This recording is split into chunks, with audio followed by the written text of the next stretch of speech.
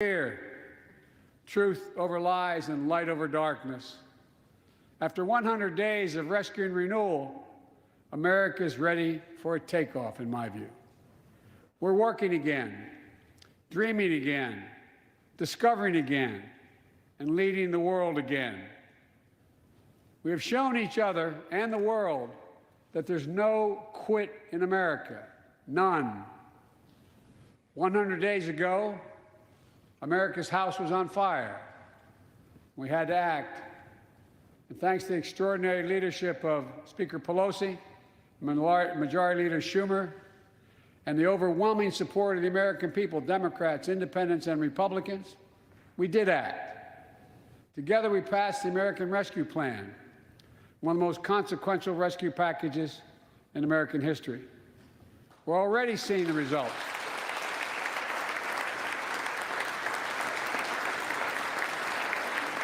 We're already seeing the results.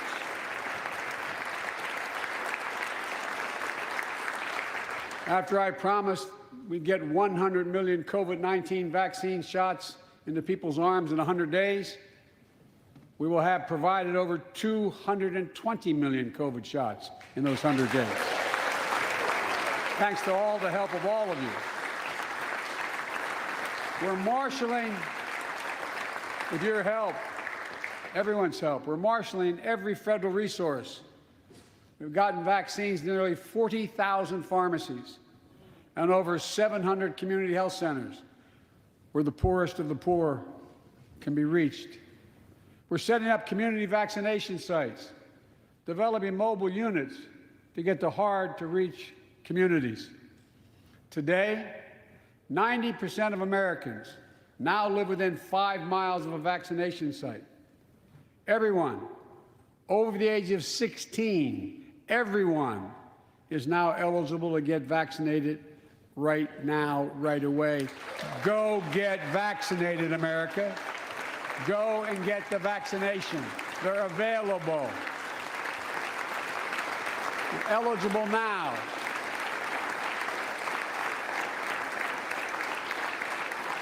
When I was sworn in on January 20th, less than 1% of the seniors in America were fully vaccinated against COVID-19. 100 days later, 70% of seniors in America over 65 are protected, fully protected. Senior deaths from COVID-19 are down 80% since January, down 80% because of all of you. And more than half of all the adults in America have gotten at least one shot. A mass vaccination center in Glendale, Arizona, I asked the nurse, I said, "What's it like?" She looked at me and she said, "It's like every shot is giving a dose of hope," was her phrase, a dose of hope. A dose of hope for an educator in Florida who has a child suffering from an autoimmune disease. Wrote to me, said she's worried, and she was worried about bringing the virus home. She said she then got vaccinated at a large site in her car. She said she sat in her car when she got vaccinated and just cried. Cried out of joy and cried out of relief. Parents, seeing the smiles on their kids' faces for those who are able to go back to school because the teachers and school bus drivers and cafeteria workers have been vaccinated. Grandparents, hugging their children and grandchildren instead of pressing hands against the window to say goodbye. It means everything.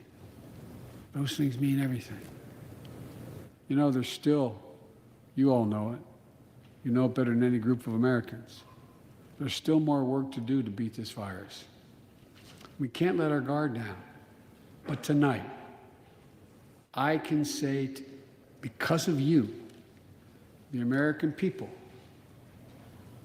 our progress these past 100 days against one of the worst pandemics in history has been one of the greatest logistical achievements this country's ever seen. What else have we done in those first 100 days? We kept our commitment, Democrats and Republicans, of sending $1,400 rescue checks to 85% of American households. We've already sent more than 160 million checks out the door. It's making a difference. You all know it when you go home. For many people, it's making all the difference in the world. A single mom in Texas who wrote me, she said she couldn't work, but she said the relief check put food on the table and saved her and her son from eviction from their apartment. A grandmother in Virginia who told me she immediately took her granddaughter to the eye doctor, something she said she put off for months because she didn't have the money. One of the defining images, at least from my perspective in this crisis, has been cars lined up for miles. And not people just barely ever start those cars, nice cars, lined up for miles, waiting for a box of food to be put in their trunk. I don't know about you, but I didn't ever think I'd see that in America. And all of this is through no fault of their own, man. No fault of their own, these people are in this position. That's why the rescue plan is delivering food and nutrition assistance to millions of Americans facing hunger. And hunger's down sharply already. We're also providing rental assistance. You all know this, but the American people, I want to make sure they understand. Keeping people from being evicted from their homes. Providing loans to small businesses that reopen and keep their employees on the job. During these 100 days, an additional 800,000 Americans enrolled in the Affordable Care Act when I established a special sign-up period to do that. 800,000 in that period. We're making one of the largest one-time investments ever in improving health care for veterans. Critical investments to address the opioid crisis. And maybe most importantly, thanks to the American Rescue Plan, we're on track to cut child poverty in America in half this year.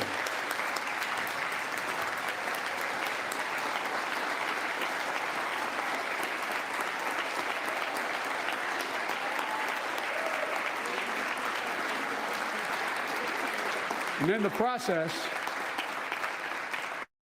while this was all going on, the economy created more than 1,300,000 new jobs in 100 days. More jobs in the first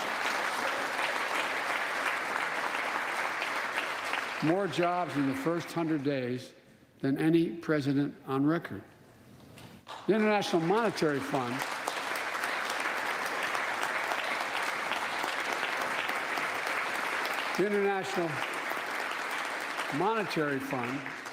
is now estimating our economy will grow at a rate of more than 6% this year. That will be the fastest pace of economic growth in this country in nearly 4 decades. America's moving forward, but we can't stop now. We're in competition with China and other countries to win the 21st century. We're at a great inflection point in history. We have to do more than just build back better. We have to build back better. We have to compete more strenuously than we have. Throughout our history, if you think about it, public investment in infrastructure has literally transformed America, our attitudes as well as our opportunities. The Transcontinental Railroad, the interstate highways, united 2 oceans and brought a totally new age of progress to the United States of America. Universal public schools and college aid opened wide the doors of opportunity. Scientific breakthroughs took us to the moon. Now we're on Mars. Discovering vaccines gave us the internet, and so much more. These are investments we made together as one country, and investments that only the government was in a position to make. Time and again, they propel us into the future. That's why I proposed the American Jobs Plan, a once-in-a-generation investment in America itself. This is the largest jobs plan since World War II. Creates jobs to upgrade our transportation infrastructure. Jobs modernizing our roads, bridges, highways. Jobs building ports and airports, rail corridors, transit lines. It's clean water. And today, up to 10 million homes in America and more than 400,000 schools and child care centers have pipes with lead in them, including drinking water. A clear and present danger to our children's health. American Jobs Plan creates jobs replacing 100% of the nation's lead pipes and service lines, so every American can drink clean water.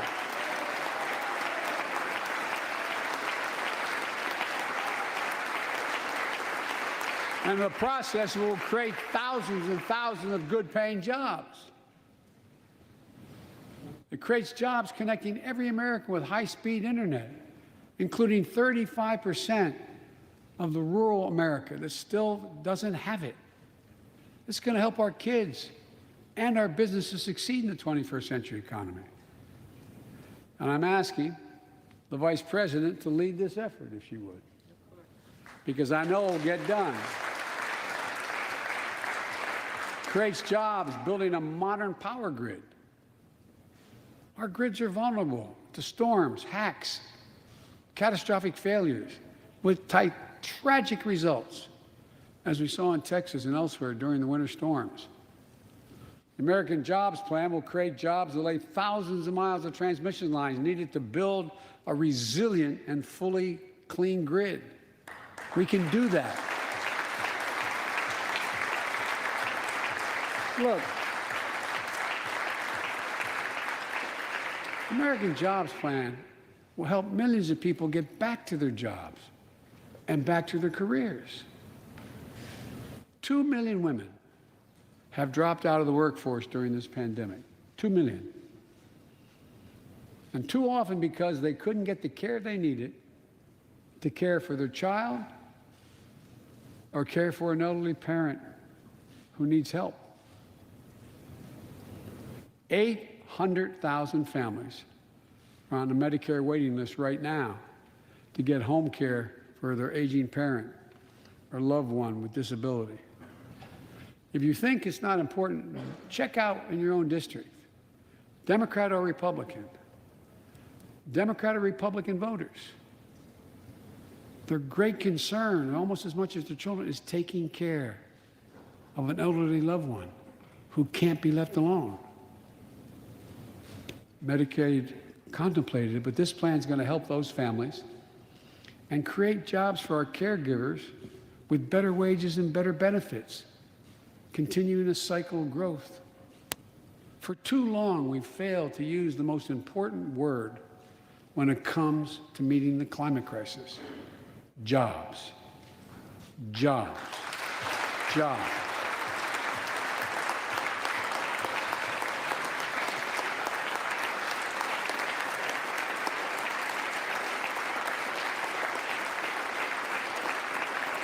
For me, when I think climate change, I think jobs. The American Jobs Plan will put engineers and construction workers to work building more energy-efficient buildings and homes. Electrical workers, IBEW members installing 500,000 charging stations along our highways so we can own the electric car market. Farmers planting cover crops so they can reduce the carbon dioxide in the air and get paid for doing it. Look, think about it. There is simply no reason why the blades for wind turbines can't be built in Pittsburgh instead of Beijing. No reason. None. No reason. So, folks, there's no reason why American workers can't lead the world in the production of electric vehicles and batteries. I mean, there is no reason. We have the capacity. We're the brightest, best trained people in the world. The American Jobs Plan is going to create millions of good-paying jobs, jobs Americans can raise a family on. As my dad would then say, with a little breathing room. And all the investments in the American Job Plan will be guided by one principle: buy American. Buy American. And I might note parenthetically, that does not violate any trade agreement. It's been the law since the 30s. Buy American. American tax dollars are going to be used to buy American products made in America to create American jobs. That's the way it's supposed to be, and it will be in this administration.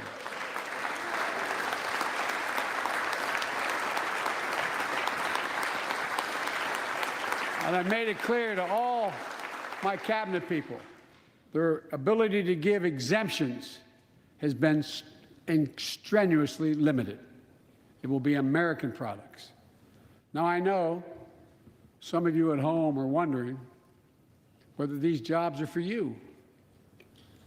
So many of you, so many of the folks I grew up with, feel left behind, forgotten, in an economy that's so rapidly changing. It's frightening. I want to speak directly to you, because you think about it.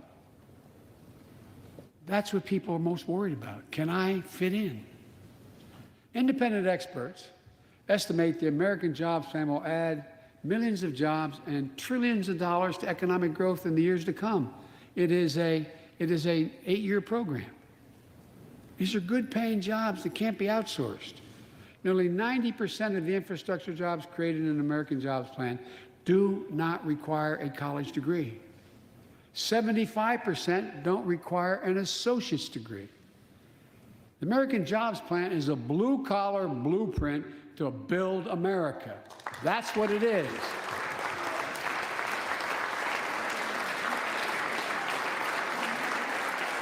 And it recognizes something I've always said in this chamber and the other. Good guys and women on Wall Street, but Wall Street didn't build this country. The middle class built the country, and unions built the middle class.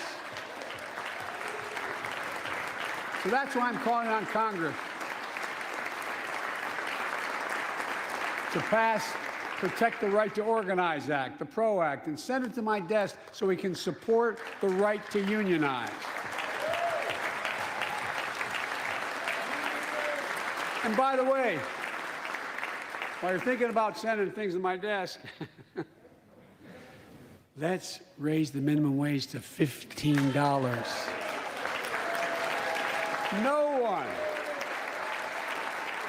No one working 40 hours a week,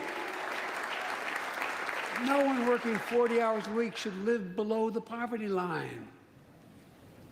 We need to ensure greater equity and opportunity for women. And while we're doing this, let's get the Paycheck Fairness Act to my desk as well, equal pay. It's been much too long. And if you wonder whether it's too long, look behind me. And finally, the American Jobs Plan will be the biggest increase in non-defense research and development on record. We'll see more technological change, and some of you know more about this than I do.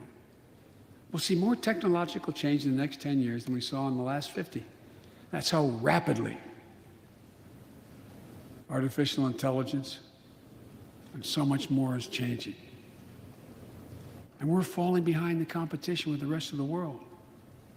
Decades ago, we used to invest 2% of our gross domestic product in America, 2% of our gross domestic product in research and development. Today, Mr. Secretary, that's less than 1%. China and other countries are closing in fast. We have to develop and dominate the products and technologies of the future. Advanced batteries, biotechnology, computer chips, clean energy. The Secretary of Defense can tell you, and those of you who work in national security issues know, the Defense Department has an agency called DARPA, the Defense Advanced Research Project Agency. The people who set up before I came here, and that's been a long time ago, to develop breakthroughs that enhance our national security. That's their only job. And it's a semi-separate agency. It's under the Defense Department. It's led to everything from the discovery of the internet to GPS and so much more. It's enhanced our security. The National Institute of Health, the NIH, I believe, should create a similar advanced research projects agency for health. And here's what it would do. It would have a singular purpose: to develop breakthroughs to prevent, detect, and treat diseases like Alzheimer's, diabetes, and cancer. I'll still never forget when we passed the cancer proposal in the last year I was vice president. Almost $9 million going to NIH. And if you excuse the point of personal privilege, I'll never forget you standing, Mitch, and saying, "Name it after my deceased son." It meant a lot. But so many of us have deceased sons, daughters, and relatives who died of cancer. I can think of no more worthy investment. I know of nothing that is more bipartisan. So let's end cancer as we know it. It's within our power. It's within our power to do it.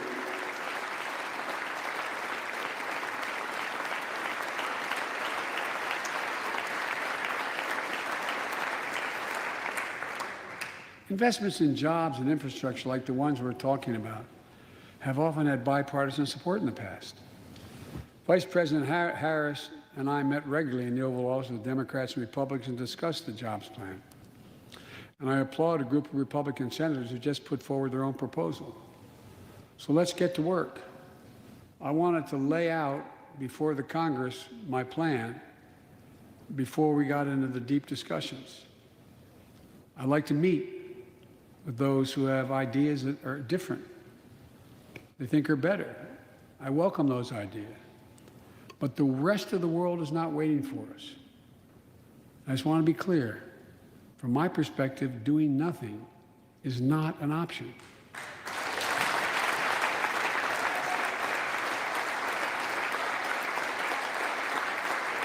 Look, we can't be so busy competing with one another that we forget the competition that we have with the rest of the world to win the 21st century. Secretary Blinken can tell you, I spent a lot of time with President Xi.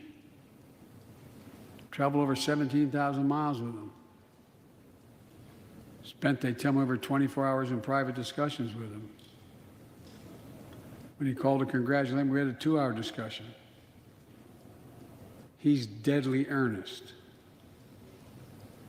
about becoming the most significant, consequential nation in the world. He and others, autocrats, think that democracy can't compete in the 21st century with autocracies because it takes too long to get consensus.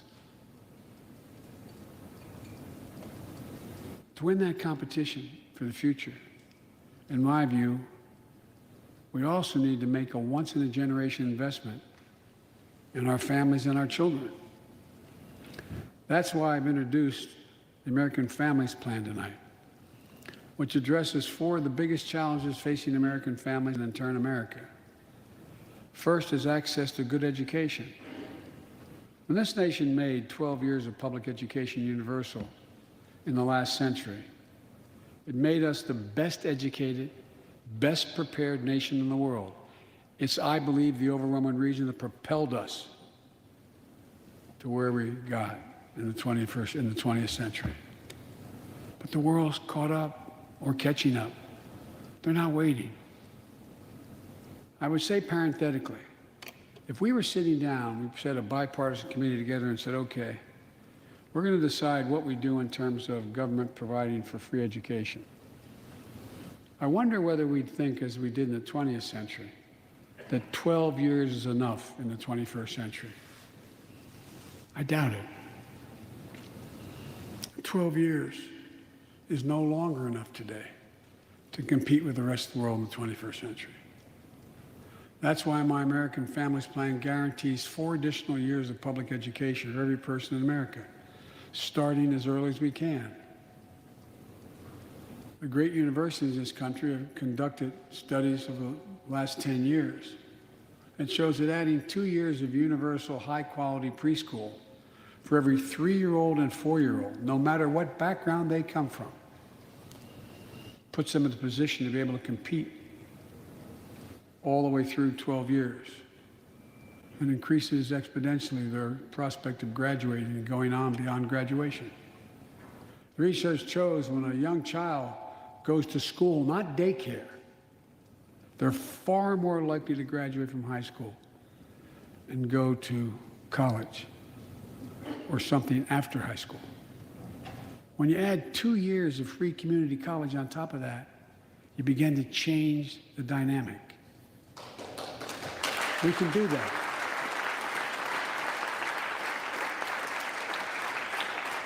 And we'll increase Pell Grants and invest in historical black colleges and universities, tribal colleges, minority-serving institutions.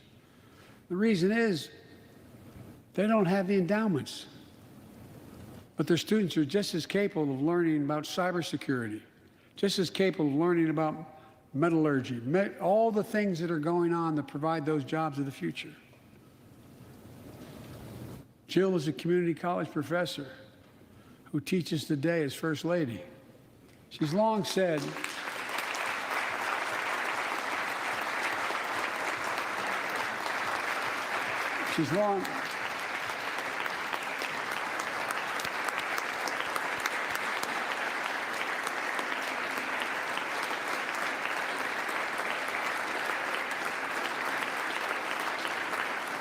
if I've heard it once, I've heard it 1,000 times. Joe, any country that out-educates us is going to out-compete us. She'll be deeply involved in leading this effort. Thank you, Jill. Second thing we need, American Families Plan will provide access to quality, affordable child care. We guarantee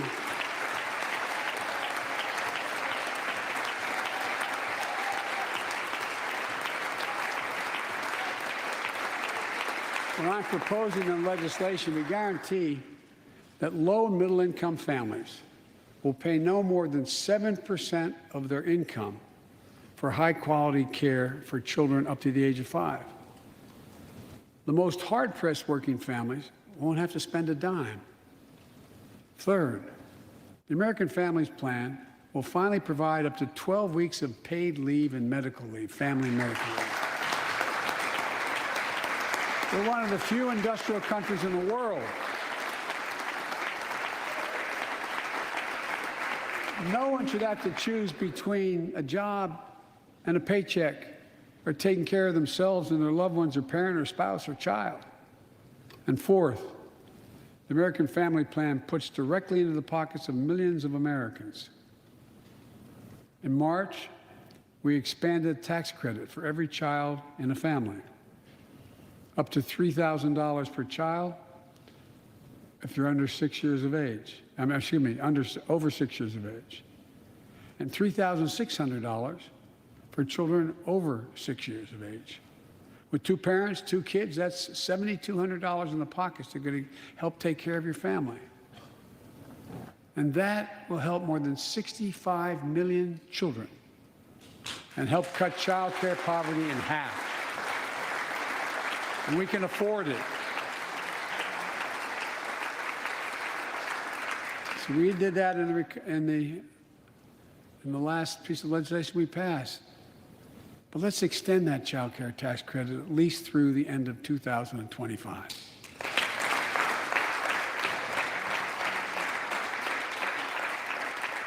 The American Rescue Plan lowered health care premiums for 9 million Americans who buy their coverage under the Affordable Care Act. I know that's really popular this side of the aisle. But let's make that provision permanent so their premiums don't go back up.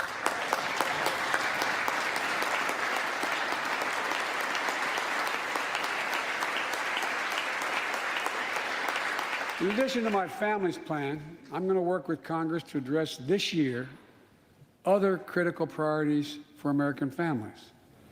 The Affordable Care Act has been a lifeline for millions of Americans, protecting people with pre-existing conditions, protecting women's health, and the pandemic has demonstrated how badly it's needed. Let's lower deductibles for working families on the Affordable Care Act. And let's lower prescription drug costs. We know how to do this.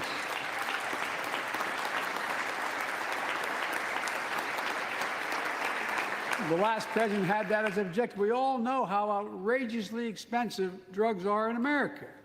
In fact, we pay the highest prescription drug prices of anywhere in the world, right here in America. Nearly 3 times for the same drug, nearly 3 times what other countries pay. We have to change that, and we can. Let's do what we talked about for all the years I was down here in this body, in Congress. Let's give Medicare the power to save hundreds of billions of dollars by negotiating lower drug prescription prices.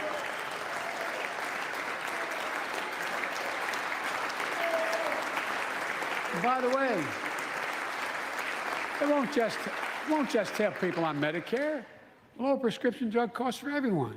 And the money we save, which is billions of dollars, can go to strengthen the Affordable Care Act and expand Medicare coverage benefits without costing taxpayers an additional penny.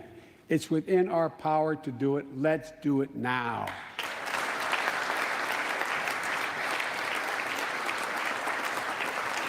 We've talked about it long enough, Democrats and Republicans. Let's get it done this year. This is all about a simple premise. Health care should be a right, not a privilege in America.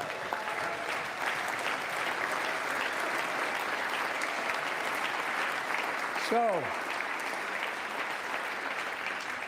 how do we pay for my jobs and family plan?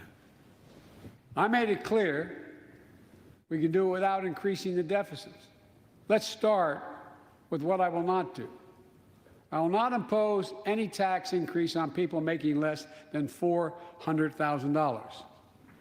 But it's time for corporate America and the wealthiest 1% of Americans to just begin to pay their fair share. Just their fair share.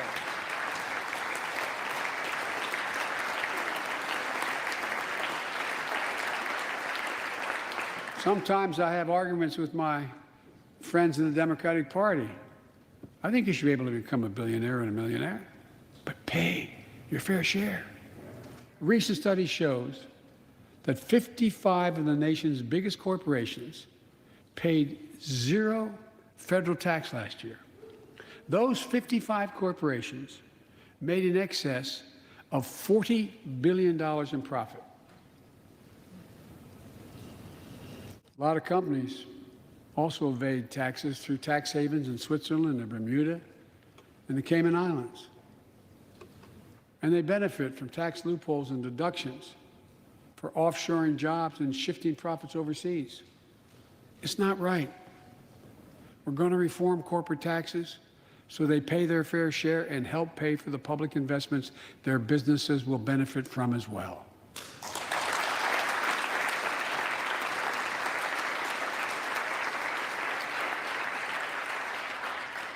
We're going to reward work, not just wealth. We take the top tax bracket for the wealthiest 1% of Americans, those making over $400,000 or more, back up to where it was when George W. Bush was president, when he started, 39.6%. That's where it was when George W. was president. We're going to get rid of the loopholes, allow Americans to make more than $1 million a year and pay a lower tax rate on their capital gains than Americans who receive a paycheck. We're only going to affect 0.3% of all Americans by that action, 0.3%. And the IRS is going to crack down on millionaires and billionaires who cheat on their taxes. It's estimated to be billions of dollars by think tanks that are left, right, and center. I'm not looking to punish anybody. But I will not add a tax burden, additional tax burden to the middle class in this country. They're already paying enough. I believe what I propose is fair, fiscally responsible, And it raises revenue to pay for the plans I propose and will create millions of jobs that will grow the economy and enhance our financial standing in the country. When you hear someone say they don't want to raise taxes on the wealthiest 1% or corporate America, ask them, whose taxes you want to raise? Instead, whose are you going to cut? Look, the big tax cut of 2017. Remember, it was supposed to pay for itself. That was how it was sold. And generate vast economic growth. Instead, it added $2 trillion to the deficit. It was a huge windfall for corporate America and those at the very top. Instead of using the tax saving to raise wages and invest in research and development, it poured billions of dollars into the pockets of CEOs. In fact, the pay gap between CEOs and their workers is now among the largest in history. According to one study, CEOs make 320 times what the average worker in their corporation makes. It used to be below 100. The pandemic has only made things worse. 20 million Americans lost their job in the pandemic, working and middle-class Americans. At the same time, roughly 650 billionaires in America saw their net worth increase by more than $1 trillion in the same exact period. Let me say it again. 650 people increased their wealth by more than $1 trillion during this pandemic. And they're now worth more than $4 trillion. My fellow Americans, trickle down. Trickle down economics has never worked. And it's time to grow the economy from the bottom and the middle out.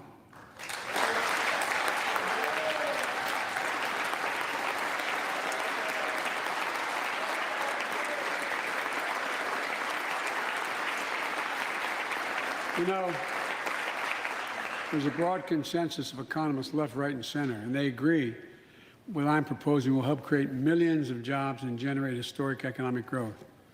These are among the highest values investments we can make as a nation. I've often said our greatest strength is the power of our example, not just the example of our power. In my conversations with world leaders, and I've spoken to over 38, 40 of them now, I've made it known that America's back. And you know what they say? The comment I hear most of all from them? So they say, we see America's back, but for how long? But for how long? My fellow Americans, we have to show not just that we're back, but that we're back to stay, and that we aren't going to go it alone. We're going to do it by leading with our allies. No one nation can deal with all the crises of our time, from terrorism to nuclear proliferation, mass migration, cybersecurity, climate change, as well as experiencing what we're experiencing now, pandemics. There's no wall high enough to keep any virus out. And our own vaccine supply, as it grows, to meet our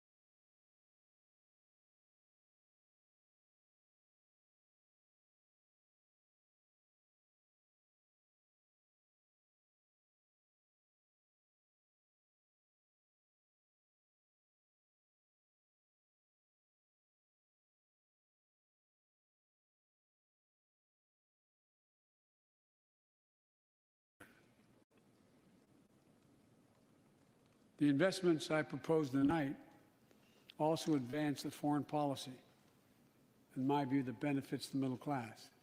That means making sure every nation plays by the same rules in the global economy, including China. In my discussion with President Xi, I told him, we welcome the competition. We're not looking for conflict. But I made absolutely clear that we will defend America's interest across the board. America will stand up to unfair trade practices that undercut American workers and American industries, like subsidies from state to state-owned operations and enterprises, and the theft of American technology and intellectual property. I also told President Xi that we'll maintain a strong military presence in the Indo-Pacific, just as we do with NATO and Europe, not to start a conflict, but to prevent one.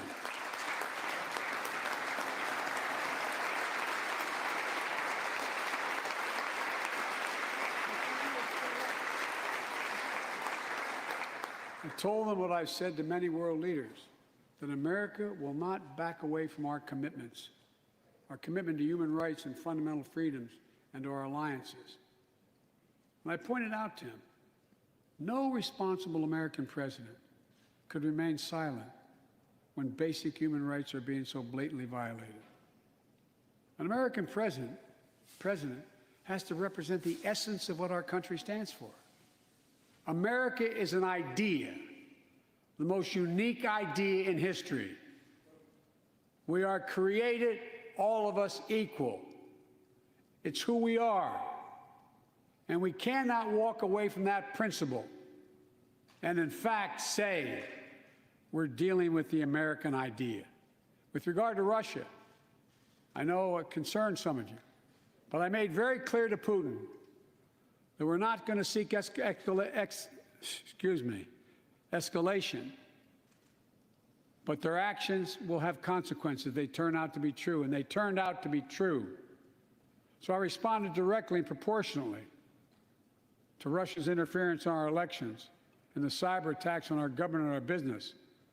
They did both of these things, and I told them we would respond, and we have.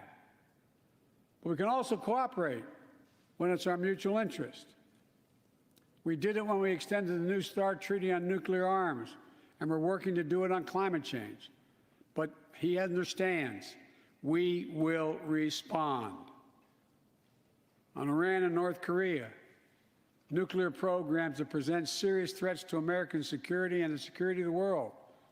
We're going to be working closely with our allies to address the threats posed by both of these countries through diplomacy as well as stern deterrence.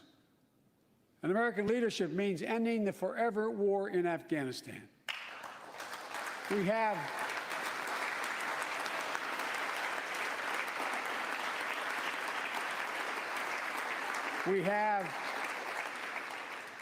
without hyperbole, the greatest fighting force in the history of the world. I'm the first president in 40 years who knows what it means to have a son serving in a war zone. Today, we have service members serving in the same war zone as their parents did. We have service members in Afghanistan who are not yet born on 9/11. The war in Afghanistan, as we remember the debates here, were never meant to be multi-generational undertakings of nation building. We went to Afghanistan to get the terrorists who attacked us on 9/11. And we said we would follow Osama bin Laden to the gates of hell to do it. If you've been in the upper Konar Valley, you've kind of seen the gates of hell. And we delivered justice to bin Laden. We degraded the terrorist threat of al-Qaeda in Afghanistan. And after 20 years of valor, and sacrifice, it's time to bring those troops home. Look,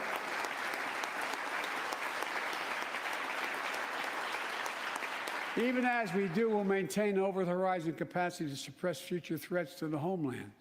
And make no mistake, in 20 years, terrorism has metastasized. The threat has evolved way beyond Afghanistan. Those of you in the intelligence committees, the foreign relations committee, defense committees, you know well We have to remain vigilant against the threats to the United States wherever they come from. Al-Qaeda and ISIS are in Yemen, Syria, Somalia, other places in Africa, in the Middle East, and beyond. And we won't ignore what our intelligence agencies have determined to be the most lethal terrorist threat to the homeland today. White supremacy is terrorism. We're not going to ignore that either. My fellow Americans, look, we have to come together to heal the soul of this nation. It was nearly a year ago before her father's funeral when I spoke with Gianna Floyd, George Floyd's young daughter. She's a little tyke, so I was kneeling down to talk to her so I could look her in the eye. She looked at me, she said, "My daddy changed the world." Well, after the conviction of George Floyd's murderer, we can see how right she was if we have the courage to act as a Congress. We've all seen the knee of injustice on the neck of Black Americans. Now's our opportunity to make some real progress. The vast majority of men and women wearing a uniform and a badge serve our communities, and they serve them honorably. I know them. I know they want...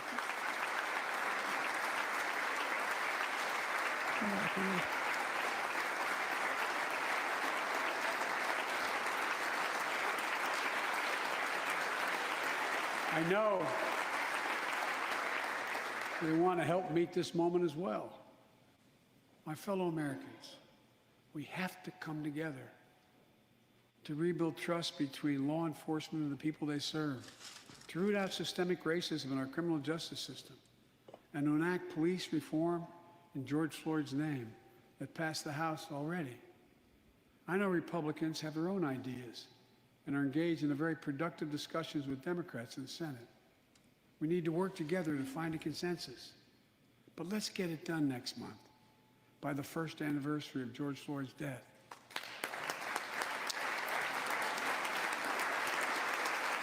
Can everyone hear me?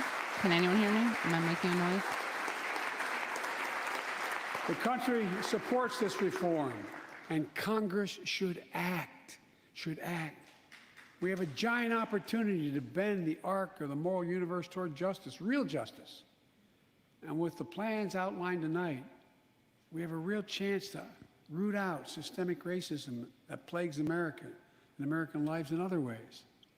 A chance to deliver real equity. What's everyone's favorite Good part jobs, so far? good schools, affordable housing, clean air, clean water, being able to generate wealth and pass it down through generations because Yeah, you he's have really, access to purchase a house. Oh, wait, where's Real my... I need to turn on the in the closed lives of captions. more Matt Americans, isn't Black, here. White, Latino, Asian Americans, Native Americans. Matt has Look, family I stuff. also I mean, wanna nothing thank the United dramatic, you know, States he's Senate just has a family. For voting Are the closed captions 94-1 not to showing pass up? the COVID-19 That's weird. Hate Crimes Act to protect Asian American and Pacific Hate Islanders. crimes acts are bad, by the way. You know that, right? They just lock up more people. Decisively. I get it. I get why people think it's good, but You can see on television the viciousness of the hate crimes. oh, Brad, We've seen are over you the streaming past it, Brad? year- This past year and for too Yeah, long. okay, let me put on the closed I caption. urge the House to do the I same get it. and send that legislation to my 1 desk second, guys. entitled, Sorry, everyone. 1 second.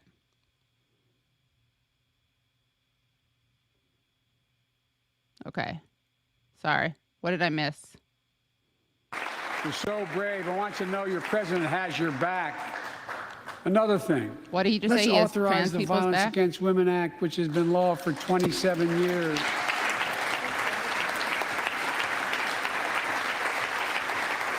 Okay, years so ago, he I told wrote trans it. people that he has their backs. Okay, that's It'll good. close the act that has to be authorized now. Will close the boyfriend loophole to keep guns out of the hands of abusers. The court order said this is an abuser. You can't own a gun. It's to close that loophole that existed. You know, it's estimated that 50 women are shot and killed by an intimate partner every Done this, month in America. 50 a month. Let's pass it and save some lives.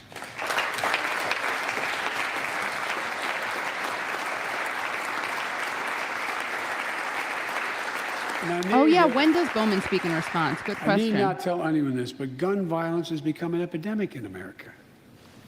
The flag at the White House was still flying at half-mast for the 8 victims of the mass shooting in Georgia, when 10 more lives were taken in a mass shooting in Colorado. And in the week in between those two events, 250 other Americans were shot dead in the streets of America. 250 shot dead. I know how hard it is to make progress on this issue. In the 90s, we passed universal background checks, a ban on assault weapons and high-capacity magazines that hold 100 rounds that can be fired off in seconds. We beat the NRA.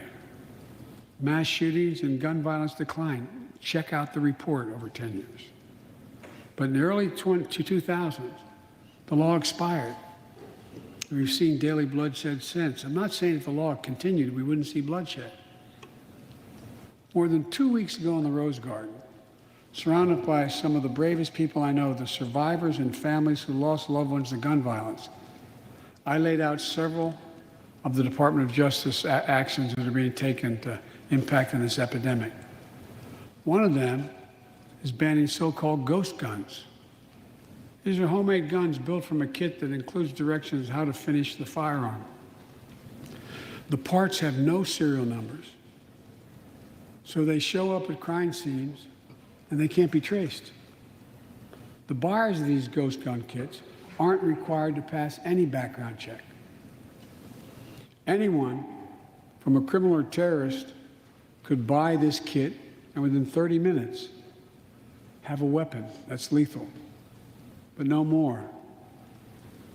And I'll do everything in my power to protect the American people from this epidemic of gun violence, but it's time for Congress to act as well. Look,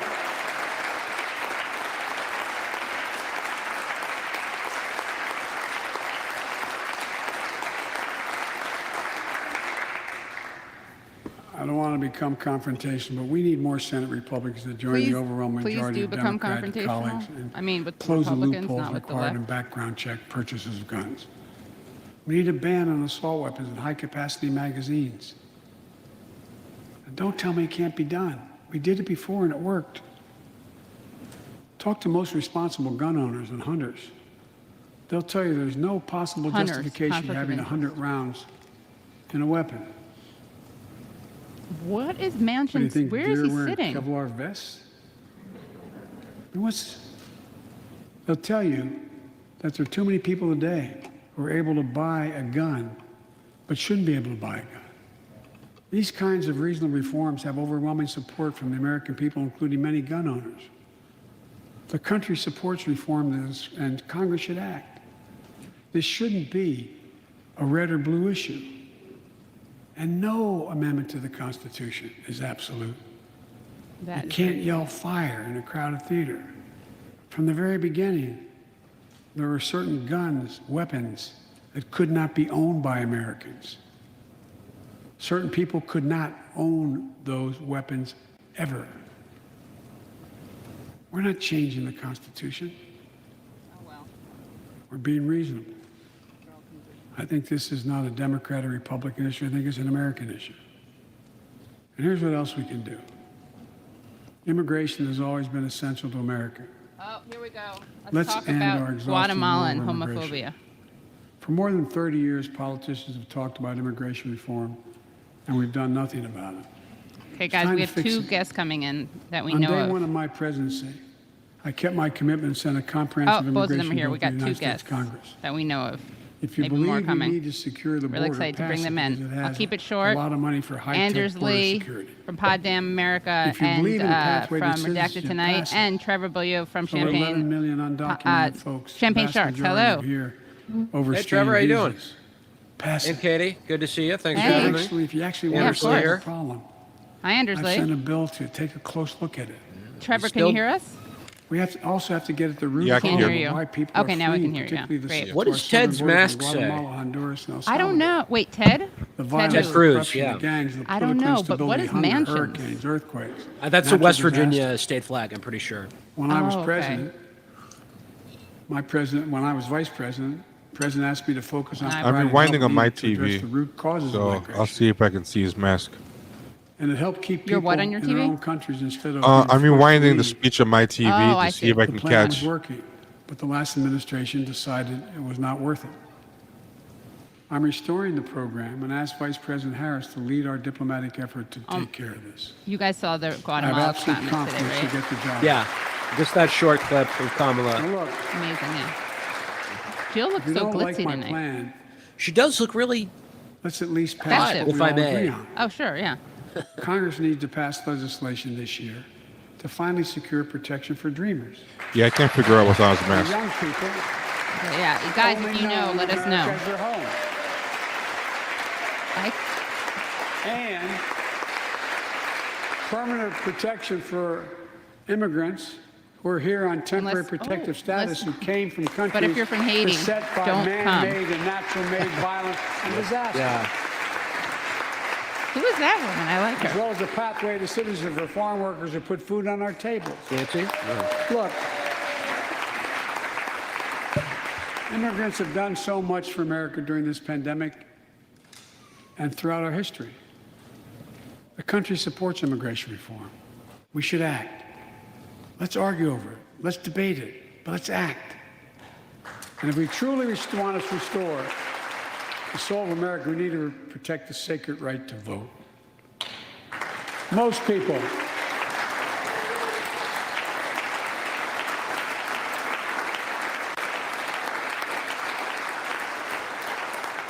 more people voted in the last presidential election than any time in American history, in the middle of the worst pandemic ever.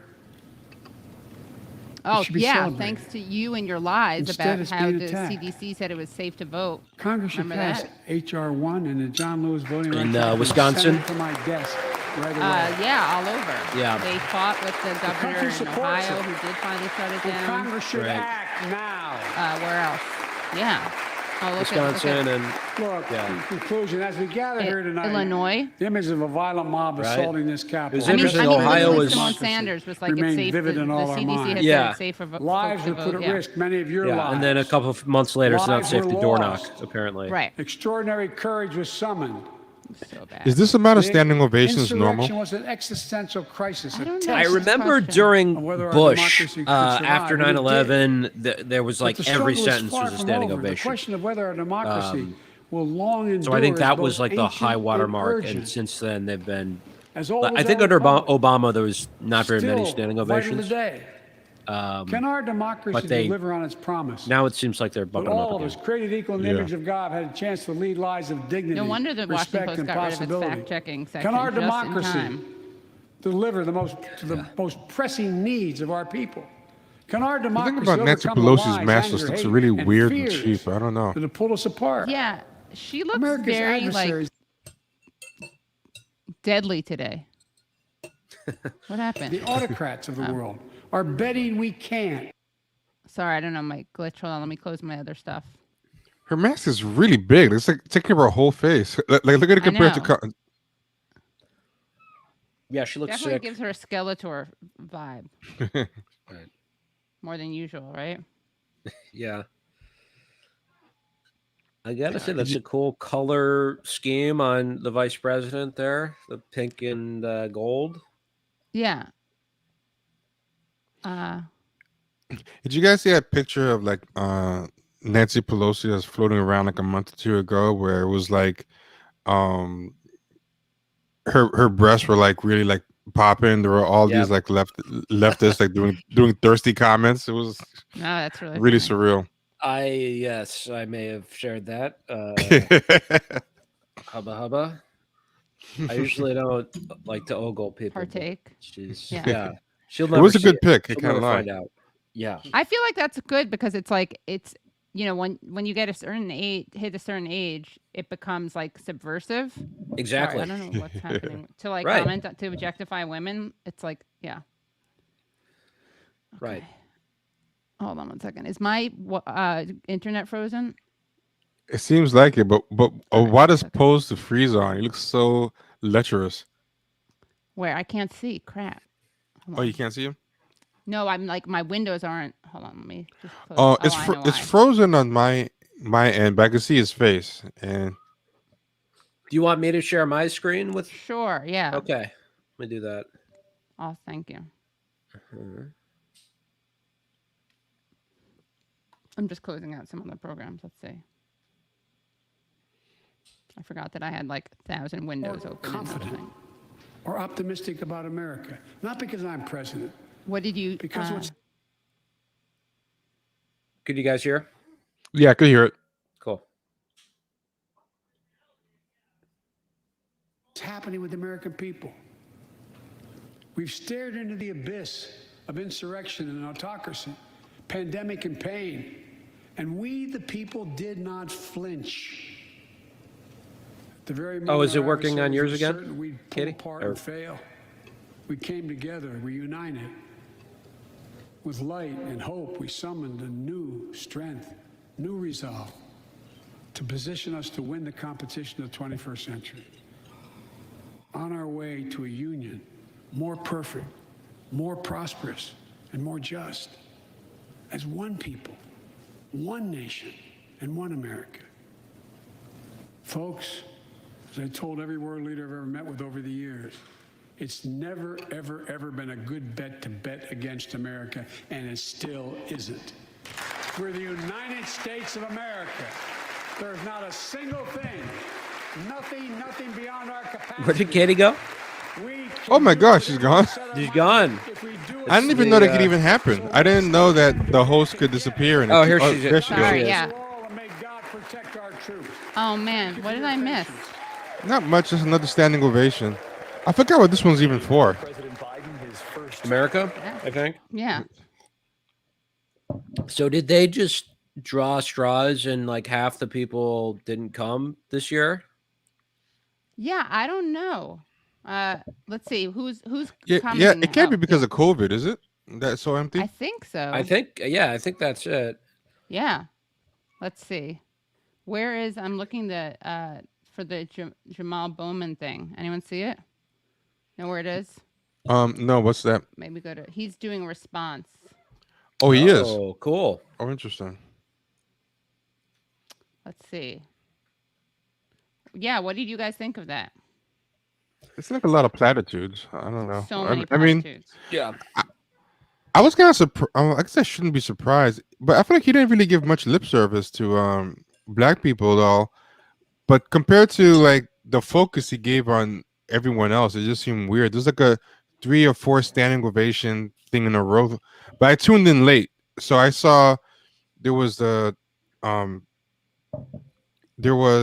Stop Asian Hate, then trans women, then Right. this women act, and they got like 3 really strong standing ovations. And I don't know if I missed something similar with black people, but like all 3 of those were actual like acts. And given how he said he didn't want to do any executive actions when he was talking to Al Sharpton and those people, Right. and for him to not even talk about acts, I know there's a George Floyd act actually that is Yeah, out he there, but- mentioned George that Floyd, before that. so I don't know. yeah, if I heard it wasn't that good, that act, but Yeah, it wasn't. Actually, I was supposed to talk about that with Jamie Peck the other day. All right, I'm tweeting out this this event, but I still don't know how to watch it. You're not making it easy, Working Families Party. I mean, it's not the first time you guys haven't made something easy. If you know what I'm saying. But I'm trying to actually. I tweeted it out. Where is it? Visit this response. I did. Did you guys email me? Is it on YouTube? I don't know. Let's see. I'm looking for it. I'm looking for it right now. I was gonna search working parties. Yeah, right. WFP. Yeah. Yeah. You know what? I'm not watching that right now. That's a lie because I don't know where it is.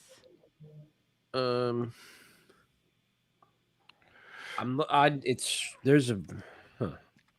Okay. This is. I found their YouTube page, but it's not streaming live there. At least not as of yet. Where is it? Can't even find it. This is a terror. I'm sorry, Working Families Party. It might be on Now This. I'm looking on you're right. YouTube. It hasn't started yet, though. There's can a send feed you the. playing that no one can see. Is that true, Brad? Hold on. I'm gonna have to call him out because I just tweeted publicly and I said on my own YouTube that I'm watching this and I'm not actually watching it. So I'm in a very uncomfortable position. I'm looking for the articles now to see if maybe one of the articles has a link to it. But yeah, no, I'm not seeing it. What do my people are saying computer issues? I just had okay. This is all right. I don't even. What is it? WFP? It's some weird WFP thing, right? Let's see. Maybe on their Facebook page. Oh my god. Yeah. Anyone have that? I'll pull it up. There is a YouTube video I found, but it's. Oh yeah, there's him walking around in Oh, yeah? front of a Dunkin' Donuts. Jamal Bowman. Yeah, I mean, I can show that. I can show the video. I'd watch that. Yeah. I'll show a pre-tape, just a good old-fashioned video of him. Yeah. Share screen. Meltdown. We're fine. But here's the person we would like to be hearing from, but aren't. Oh, you know what? It's coming up. I found it. Oh, where? On YouTube. I'll send it to you. Response given by Congressman Jamal Bowman. Cool. Our movement is designed to restore that faith, to restore that hope, to bring back the belief in what is possible. No, I'm not. Let's go unionize every worker in this country. So let's allow this to go anywhere. I'm gonna text it back. I should do a screenshot. DMX playing in the back. Did you see that? I just texted you the YouTube. Democracy. Let's be innovative. Oh, next Let's pander, be creative. DMX. Let's be visionary. A black man Okay, with here we power. got it. We got it. Did this come out before? Change. All right, we got it. Oh, I hope so. Yeah, when is that from? All right, let's go. Let's watch Jamal Bowman, who, of course, beat Elliot Engel. Yeah, did you see the hot mic moment where they were talking about Elliot Engel before the? Yeah. That's funny. I missed that. Proud of. When he was saying he wouldn't be here. Education inequity. Finally, our Title I schools are getting what they need to open safely and address the issue of historic underfunding. And I was pleased to hear President Biden propose expanding free public education to include pre-K and community college. All of that is good. It's powerful and it's going to make a big difference. But the crises we're facing go well beyond the COVID-19 pandemic. While the richest billionaires got $1 trillion richer during the pandemic, more than 10 million families are behind on rent today. And there are 8 million fewer jobs than a year ago. The climate crisis continues to ravage our communities, and scientists tell us we're running out of time to act. Every week, we see an unconscionable new video of police violence against Black and brown men, women, and even children. And our democracy is still under attack, with Republican legislators across the country cracking down on our right to vote. We have taken steps to abate the immediate crises of COVID-19 and the economic shutdown it caused. But we, as the governing party, have to go beyond putting a Band-Aid on the virus. We need to rebuild our nation with a new foundation, a foundation rooted in love and care and equality, where justice is truly real for all of us, regardless of race, class, gender, orientation, or religion. I like the way it says gender. I fully believe we can. Like it has an and the A at the moment end, is like now, Bernie does. because this moment is Family historic. Not since 2009 has a newly elected Democratic president had the backing of Democratic majorities in the Senate and the House of Representatives. We need to seize this moment. Republicans have made themselves clear. They tried to steal the election, incited an insurrection, and they believe Derek Chauvin is innocent of murdering George Floyd. Now they're standing in the way of Congress trying to deliver relief to working people. Last month, not a single elected Republican voted to send relief checks to struggling Americans in the middle of a pandemic. So it's on us, as Democrats and progressives, to meet the gravity of the moment, and history will judge our actions. The single mom in the Bronx working 2 jobs to make ends meet, that's who I'm thinking about. I want to be able to say at the end of this congressional session that Congress has done everything we possibly could to make her life better. That's what our movement, the progressive movement, is guided by. Our movement is Latino, we are Asian, we are Black, we are white. We are a beautiful mix of ethnicities and cultures all over the globe who are demanding justice and humanity. He also We are a said continuation use the of gender civil binary. rights He said movement. men and women. We are not led by organizers and non-binary organizations like Stacey Abrams, Zakiya Ansari, Jesse Hagopian, and the Sunrise Movement. Elected leaders who have shifted the narrative like Elizabeth Warren, Bernie Sanders, AOC, You're gonna put Ayanna, Warren Rashida, before Ilhan, Bernie? Are Corey, you and kidding? Mandela. And we are capable of big, It's not even powerful, alphabetical. transformative I change. know. Yeah, it's true. Oh, Yeah. It is he's no, entirely he's centering possible Native to American. meet the climate Oh, yeah. crisis with yeah, a big yeah. visionary investment first. in jobs, jobs that begin in our most neglected and redlined communities. We must build a civilian climate corps that employs millions of Americans to do good work of transforming our energy system and our society. We can create jobs and solve the climate crisis at the same time. We need a Green New Deal for public housing, as my colleague and friend, Congresswoman Ocasio-Cortez, has proposed. We can repair and transform run-down, neglected apartments in New York and neighborhoods all across America. We can make public housing better, more healthy, and more safe while turning every public housing development into a source of clean energy. We need a Green New Deal for cities, as my sister Cori Bush has proposed. And we need a Green New Deal for public schools. Every part of our society must become part of the answer because this crisis is urgent. We can create those new I appreciate this green because jobs, there's and no we must way make the jobs Joe people already Biden have would better. be caught dead with the That's words what the public Thrive Act housing is all coming out of about, his mouth. which would create Yeah. 15 Except to million shut it down green or talking union about how it's jobs.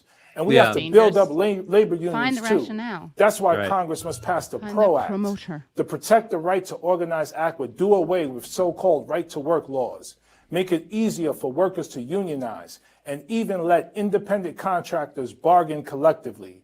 We also badly need a $15 minimum wage, not phased in 10 years from now, but today. And if we need to get rid of the filibuster to do that, that's absolutely what we must do. If this pandemic Who do you think has is going to shown watch us this in anything, Congress? it's that the American worker That's is a the good question. backbone of our Staffers, country. probably. It might not be a popular idea around Washington, but the rest Maybe of us know Republicans, like, just that to laugh. grocery store workers, nurses, teachers, and transit workers are all more essential than anything Yeah, Wall Joni Street Ernst. does. In fact, there's a whole economy of workers. I assume this is more to mostly like women, and rally disproportionately women the of color, base than who are actually. doing the Yeah. hard, essential work of caring for our moms and dads. Well, is this because they looking after usually our do? kids They usually and have healing someone the from the sick. opposite party of the These president. workers represent the Right. care Give her economy. rebuttals. So I Unfortunately, assume that this workers was in the like a care new economy thing are where often underpaid, someone abused, or neglected from the by Democratic Party employers. is saying like, They're not hey, he doesn't quite unionized, so speak there's for no us. one there to Or- speak up for them when they face Or is, he unsafe just, is working this like an conditions or meager officially wages. sanctioned? The care economy is Caucus already speech? enormous and is only going to become more Oh, that's a important good in question. the future. We need to invest in paid family and medical leave. We need to make childcare universal and See exemplary. if we got any And good we need clips. living wages and benefits for care workers who provide the services we all need. I call it the Care for All agenda, as we must center care as the rebirth of our nation, because caring is the entire point of what our economy should do. It should be about caring for one another, not just extracting profits from working people for Wall Street.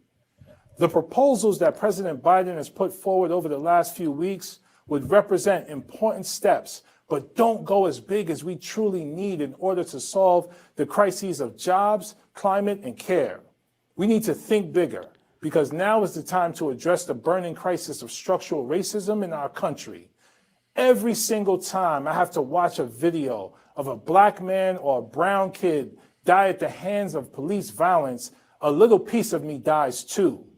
I am connected to every black man in America. Like them, my ancestors were kidnapped from Africa, robbed of their language, and stripped of their culture, religion, and God. And we continue to be redlined and killed by the police. I have one message for law enforcement. Stop killing us. I need for President Biden to say the same thing. Black people are not for target practice. We are simply trying to survive in a world stacked against us. The nation will never be truly free if we continue to incarcerate more people than anywhere else in the world.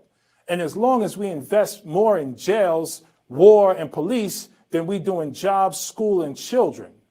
We need to end qualified immunity for police, and we need to pass Ayanna Presley's People Justice Guarantee. because all we are asking for is accountability. Whether you're a clerk, a teacher, or a member of Congress, you should be held accountable for your actions. Police cannot be above the law. But also, let us finally step back and have honest conversations about race and racism in this country. Because it's not just police.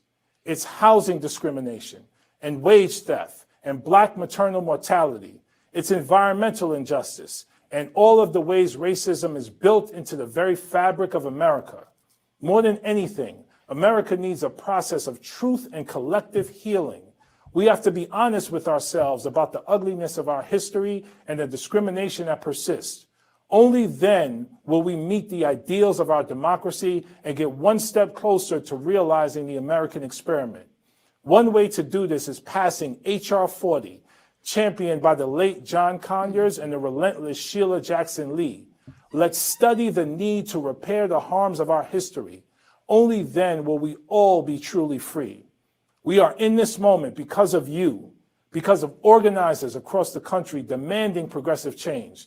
The same organizers that put President Biden in the White House and won Georgia for Democrats.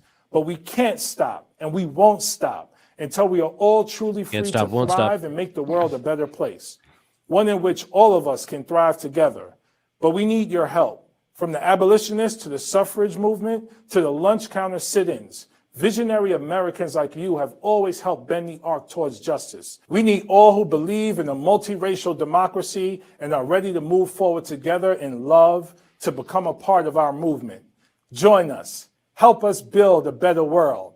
It's as simple as texting "Go Big" to 30403. Thank you. Peace and love to you and your family. Okay, well, we got some. I got some good clips if anyone wants to review any of them. But any thoughts on that, or really any thoughts on the State of the Union? Well, go ahead.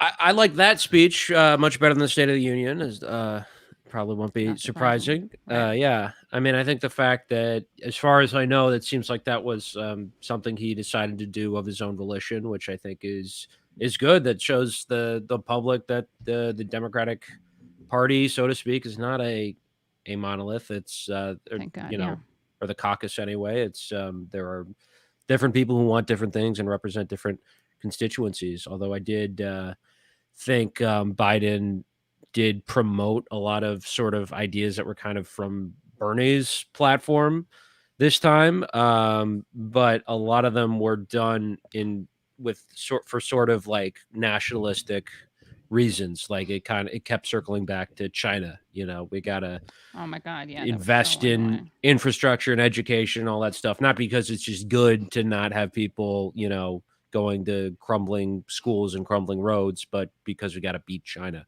So I appreciate Bowman's perspective a lot more. Who gave the Republican response? I just realized. I don't know. Don't they do that? Yeah, they usually do. Let me see if I can find it. I'm curious myself. Oh, Tim Scott, maybe? Tim Scott, okay. Oh, wait, but that's not... Wait, Tim Scott... Hold on. Is that true? Yeah, Someone said that. Tim Scott. Wait. It's his Twitter. Let's see. Wait, this is weird. It says fact check Senator Tim Scott's response to Biden's address, but it went up an hour ago. How can that be? I don't know. Good question. Did he get a leaked copy? Maybe. I something tells me Joe wasn't going off the dome, so maybe it was leaked. Yeah, that's strange. Yeah, where can we see it? Let's see. What is up? I'm sorry. The game responders need to up their game, their response video game, because no one can find them. He's called the boss. I didn't know that. Okay, I got his speech. You want to watch it? Sure. CNN has something from 4 hours ago about his. What is happening? His rebuttal. Yes. Like that he was going to be giving a speech, or that it was. That it had already it says Senator Tim Scott to say. Oh, okay, yeah. Also, it's been provided with a copy of the speech ahead of time. Okay. That's kind of unfair. Yes, 90 votes in the Senate. You guys hear it? Common sense found common ground. In February, Republicans told President Biden we wanted to keep working together to finish this fight. But Democrats wanted to go it alone. They spent almost $2 trillion on a partisan bill that the White House bragged was the most liberal bill in American history. Only 1% went to vaccinations, no requirement to reopen schools promptly. He's got a COVID really brought cheesy Congress voiceover together. voice. Yeah, he I never really heard, does. I never heard him This speak before. administration Yeah, I pushed don't us think I had apart. either. Super corny, right? Another issue that should unite us is infrastructure. Republicans support everything you think of when you think of infrastructure. What we talk Roads, about when we bridges, talk about infrastructure. ports, airports, waterways. He has a high-speed similar vocal broadband. fry to We're in for Obama. all of that. But again, I was going to Democrats say want a Chris partisan Rock. wish list. I didn't They won't want to say even that, but build bridges. I feel like I- the build bridges. Less stretchiness than in the 6% voice. Yeah, that of makes the sense. Yeah. plan Yeah. goes to roads and bridges. It's a liberal wish list of big government waste, plus Like what, the Tim? biggest job-killing tax hikes in a He has generation. a kind of, it's, I mean, Experts say I almost when like his all voice. is said and done, experts it would say. lower wages of the average American worker and shrink our economy. Experts, right? Tonight, we also heard about a so-called family plan, even more taxing, even more spending, to put Washington even more in the middle of your life, from the cradle to college. The Not to the beauty of grave. the American Big. dream is that families get to define it for themselves. We should be expanding opportunities and options for all families, not throwing money at certain issues because Democrats think they know best. Infrastructure spending that shrinks our economy is not common sense. Weakening our southern This is a good borders question. and creating Why a do all politicians crisis have a is hard not time talking compassionate. around their teeth? It's The true. I was just president thinking is that. also abandoning principles Well, he's not held those for exact decades. words, but- Now he says your tax dollars Anders, you got some love should here. fund abortions. Oh, He's hey, laying Joey. groundwork to pack That's my, the Supreme Court. One of my This sister's is good not friends, common ground. Joey De Jesus, who ran for assembly Nowhere recently in Do Ridgewood. we need common ground? Where? More Ridgewood. desperately Oh, than nice. in our discussions of race. I have experienced the pain of discrimination. I know what it feels like to be pulled over for no reason, to be followed around the store while I'm shopping. I remember every morning at the kitchen table, my grandfather would open the newspaper and read it, I thought. But later I realized he had never learned to read it. Sad. He was he just doing? wanted to set the right example. That's sweet. I've also experienced I a mean- different kind of intolerance. I get called terrible that Uncle Tom and the N-word his by grandson would turn progressives, into this, by but- liberals. Yeah. He Just said he was last called the week, N-word by A national progressives. newspaper suggested my family's poverty was actually privilege. Like they're like, That hey, is just so you really know, I It was believe in growing up on universal health land care. generations before my time. That is so funny. Believe me, I know. I You mean, can't it's just say funny 'cause it's racism. You have to so- specifically say the real racist. You have to do it with- in 2015, Right, yeah, it's- I mean, after the Uncle shooting of Tom thing Walter is Scott, totally I wrote a bill credible, to fund right? body cameras. Yeah, that's credible, Last but year, they after they the I mean, call that it the happened. N-word. of Breonna But the Taylor end, and no, George that's what I'm Floyd, saying. Like, you I should built have an stopped even there. bigger We police just reform lost. proposal. You just lost us. But my But Democratic the funny thing colleagues is, like, blocked it. I'm sure even I if extended an a olive progressive branch. did call him the I offered N-word, I'm amendments. sure they weren't The the only Democrats ones. He made it used to seem like that's filibuster the to only block time the he's gotten debate from slurs. even happening. Right. My been friends called across slurs the aisle by seem to progressives. want the issue. Yeah, I just wonder, like, More what is than a? they wanted the I mean, it's solution. already a nebulous term, But I'm but still like working. someone in South hopeful Carolina that this will be different. ostensibly using Right. the N-word. When America I comes would- together, I we've mean, made maybe he tremendous did mention it was a progress. black But progressive. powerful forces want to pull us Right. apart. 100 years ago, kids in classrooms were taught the color of their skin was their most important characteristic. Missed. And if they looked a Missed. certain way, they were inferior. He thinks Today, like crack. These niggas like Kids crack are up at being any given taught time. That the color of their skin That he's just gonna start defines them laughing? again. Yeah, And if even they he doesn't look a believe what he's certain saying. way, He's- they're an oppressor. From colleges to corporations to our Colleges. culture, He does have a people really are making nerdy money voice. and gaining power by pretending He just we sounds haven't like made any he's like progress playing a middle at schooler in all. something. By doubling voice down cracks on the like he's going through divisions puberty. We've worked Yeah. so hard to heal. Yeah, it You know does seem this like stuff he's is playing a wrong. kid in a Hear me stage clearly. Right? production. America something. is not a racist country. It's backwards to fight discrimination with different types of discrimination. And it's Oh, God. wrong to try to use our painful past to I don't get because he was dishonestly just shut saying down debates He's been in the called present. the N-word a bunch I'm of an times. African American who's But it's voted actually in in the South good jest, my I entire guess. life. I take voting rights I personally. mean, it makes no sense. Republicans support I guess maybe he has making a it easier to vote, a power-based and harder definition of to cheat. racism, which And so do Yeah. the voters. Big is not majorities of fulfilled by this Americans country. support early voting, and big majorities voting. support voter ID, including African Americans and Hispanics. Common sense makes common ground. But today, this conversation that has looks really collapsed. sinister. The state of Georgia. Yeah, passed right. a Like there law used to be a that expands consensus around early voter voting, ID. What happened to our preserves polarized world? no excuse mail-in voting, and despite what the president claimed, did not reduce election day hours. If you actually read this law, it's mainstream. It will be easier to vote early in Georgia than in Democrat-run New York. But the left doesn't want That's you to probably know true. that. They want people virtue signaling by yelling about a Virtue law signaling. they haven't even read. Fact checkers have called out the White House for misstatements. The president absurdly claims that this is worse than Jim Crow. What is Did he going say it was on worse? here? He called it I'll Jim tell Eagle, you. remember? A Washington Yeah. power It'll make grab. Jim Crow look This like Jim Eagle. misplaced outrage is supposed to I feel like we're getting justify trickled up Democrats' discourse, new like sweeping bill terms are that would take going over from the elections internet for into actual all politics. 50 It's so states. weird. It would Instead of send virtue public signaling. funds to political I know. campaigns you disagree with.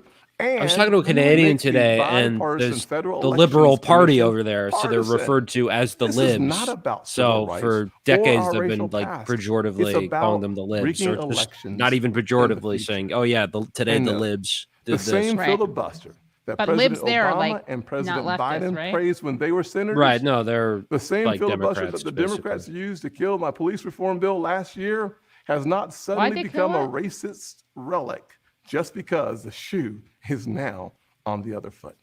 Race is not a political weapon to settle every issue the way one side wants.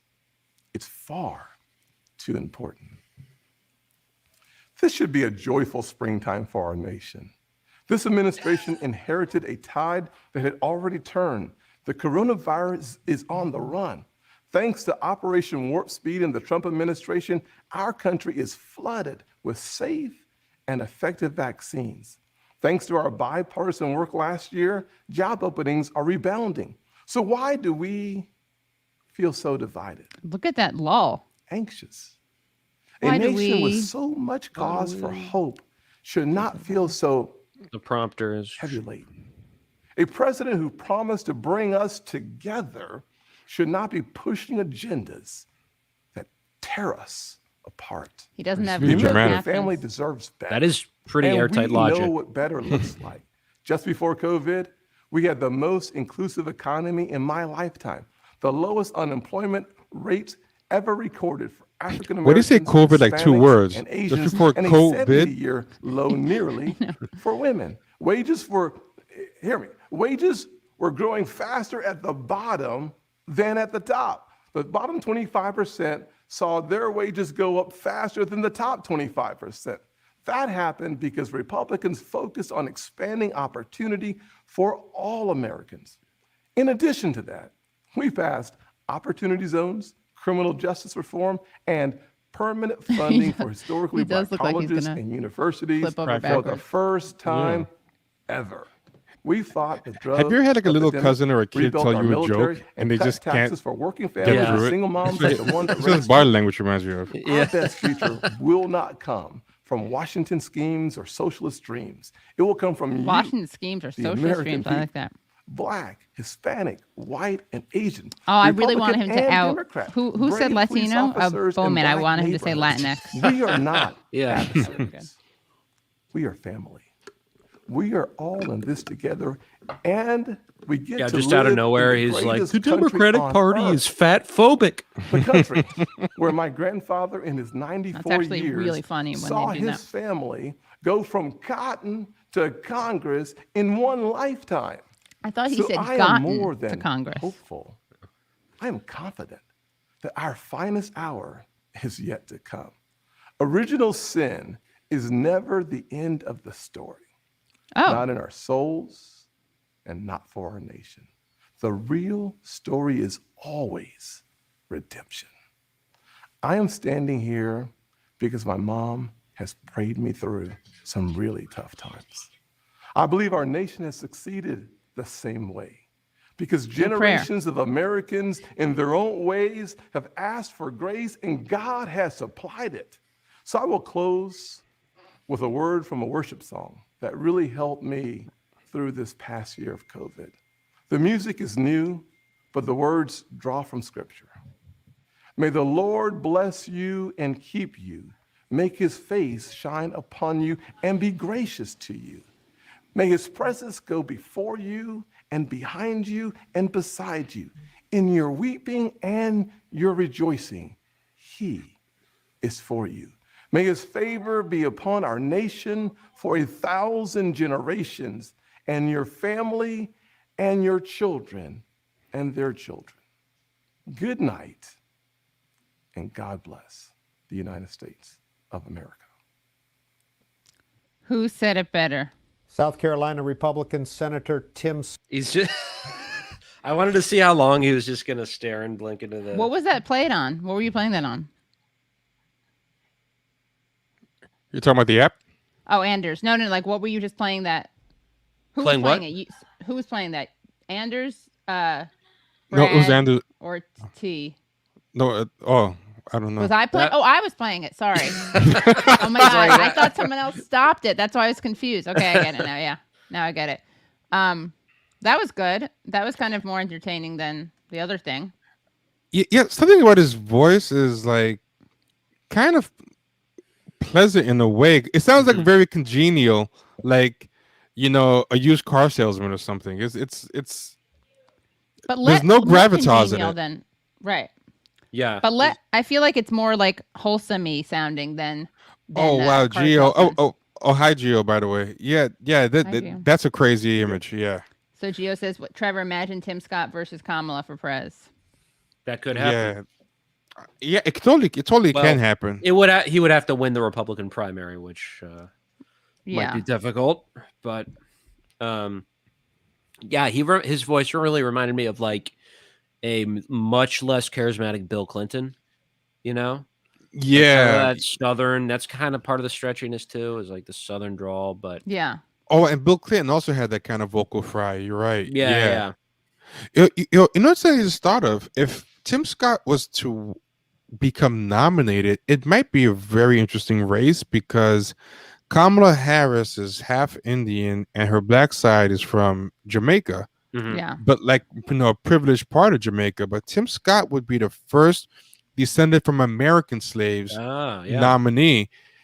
That would be interesting tug on the black vote because we had a first black president, but he wasn't fully black and he was not descended from American slaves or any slaves for that matter. His father was from Kenya. So you have to be asking black people, do you really want to vote against the Democrats been pushing representation so much. Like, are you going to push against this chance to get representation by 100% black person who actually descends from American slaves? But I feel like the Republicans would just be too racist to even do that, even to win. I don't know. Right. Or it'll be kind of like a racism is over situation, kind of like Milo, like the fact that we have X identity means that we don't have to worry about oppression or whatever. But people forget that in 96, Colin Powell was very, very close to running for president. He would have run as a Republican, and that could have completely changed history just in terms of like the Republicans could have been sort of the woke neoliberal party. Right. Like that easily could have happened. And at the time, they were really pushing that too, because that was when Bush was doing that compassionate conservatism, and that's when Republicans were the opposite of what they were under Trump, where they were trying to kind of beat the Democrats at their own game. And then Obama and the Tea Party just broke their brains and just said, "Let's go full mask off." But yeah, it might be a time to go back for that. Right. Yeah. Emperor said Tim Scott definitely has Barack Obama's cadence. I could see that. So He's not. It's a mix of different things. Yeah. Because Obama's definitely somebody who's like you can tell has gone to like Ivy League schools. You know, he has that sort of Right. And read Marx and Fanon to impress women, Right, as he yeah. told us. I'm curious what his. I think he's from South Carolina. Or okay, yeah, he's from Tim. South Carolina. He's from the working class. Went to a Presbyterian college. Played football. Palmetto Boys State program. Yeah, and he owns an insurance company. There you go. That explains go. his political views. I'm trying to imagine like Scott saying things like ADOS and just like, co-opting all this language and Yeah, really playing it up. That'd be really interesting if he was able to do that. It would be a great troll if nothing else. I think he should do it just for that, just to like melt people's brains. Because that would, that would scramble everybody, right? Because if he was actually, exactly. yeah. I want to know. It is pretty funny how he's like, there's no racism in this country. I guess, I mean, how can you square that circle? It's not a racist country. My grandfather, like, couldn't read and wanted to set a good example. And I've been called the N-word even by progressives. No, he didn't say even by progressives. He just said, have been called the N-word by progressives. By progressives, yeah. Right. That was the worst part. He kind of implied, like, you know, the whole, they're the real racists. I've never been called it. You know how Muhammad Ali said no Vietnamese ever called me the N-word? He kind of seems to be implying no Republican ever called him no Republican. Right. No Republican, yeah. I mean, I bet that's because he's born in 1965. So say this happened when he was like 10, you know, this would have been the old school Democrat. ones. Yeah, they were Democrats. Well, but in like 1975, yeah, it was a Dixiecrat. So he could say like, oh, well, they're progressive, you know, because they were Democrats. Right. Got stretched. Some more comments from Gio. Obama is doing a fake Malcolm X cadence. Interesting. You know, I never thought about it till you said it, but yeah, it is kind of true. Because Malcolm X didn't really sound like Denzel like at all. If you hear like Malcolm X actual real speaking voice, he does kind of have a similar kind of thing. I could see it. Did you guys watch the Netflix? Well, I think it was on somewhere else first, but the Netflix Who Killed Malcolm X? No. No, I wanted to see it, but then someone I know wasn't crazy about it. Oh yeah. Yeah, so they ended up never watching it, but I forgot why they weren't crazy about it. The way Netflix goes, they always have such new stuff all the time that if you don't watch the things right when it comes out, you kind of forget. Right. Yeah. It's like Yeah. I'm tempted to spoil it for you, but I won't. Don't spoil it. Okay. Does he die? No, Malcolm X dies, but someone else dies too, and I don't want to give away that person who dies because it's a twist ending. The was it good though? I heard it was. I enjoyed it. I mean, some people I know liked it. Yeah, I mean, it's from the kind of the protagonist is this guy who lives here in DC. I think Khalid Rahman, I believe is his name, and he's like from the nation of. He's, you know, part of the Nation of Islam and grew up just in those circles. And so he's kind of like going at it from that perspective and not just like, you know, a journalist or documentarian. So that aspect of it I thought made it more compelling. The fact that like as a Muslim, he wanted to find this out and not just like as a journalist or something, you know? Oh, we got another person to come in. Cool. That makes it sound like a punishment or something. Let's see. Hold on. Come into the All right, box. Jamie Peck. Hello, Jamie. Hey, guys. What's up? How's it going? Long time no see. Hey, guys. Nice to see you, if only in internet space. So what's going on? Did we push Biden to the left? Did we do it?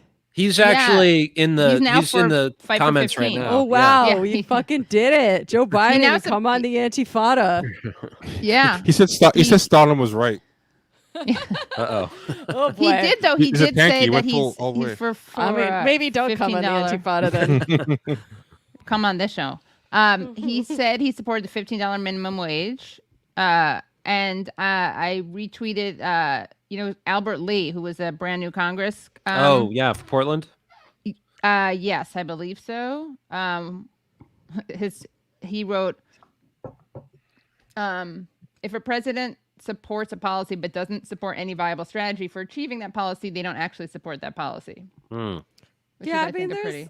there's two layers to this here, and I'm going to be honest with you. I didn't watch any of it, so You should pretend that was sorry. a political statement. Yeah. I mean, I guess at You're some level, representing most Americans. Yeah, exactly. Yeah, Yeah, we have true. to have one of yeah, someone. most Americans think this Yeah. is bullshit, and they're right. Sorry. I saw that really cringe tweet from Cenk Uygur. Like, the left liberals are going crazy for this shit.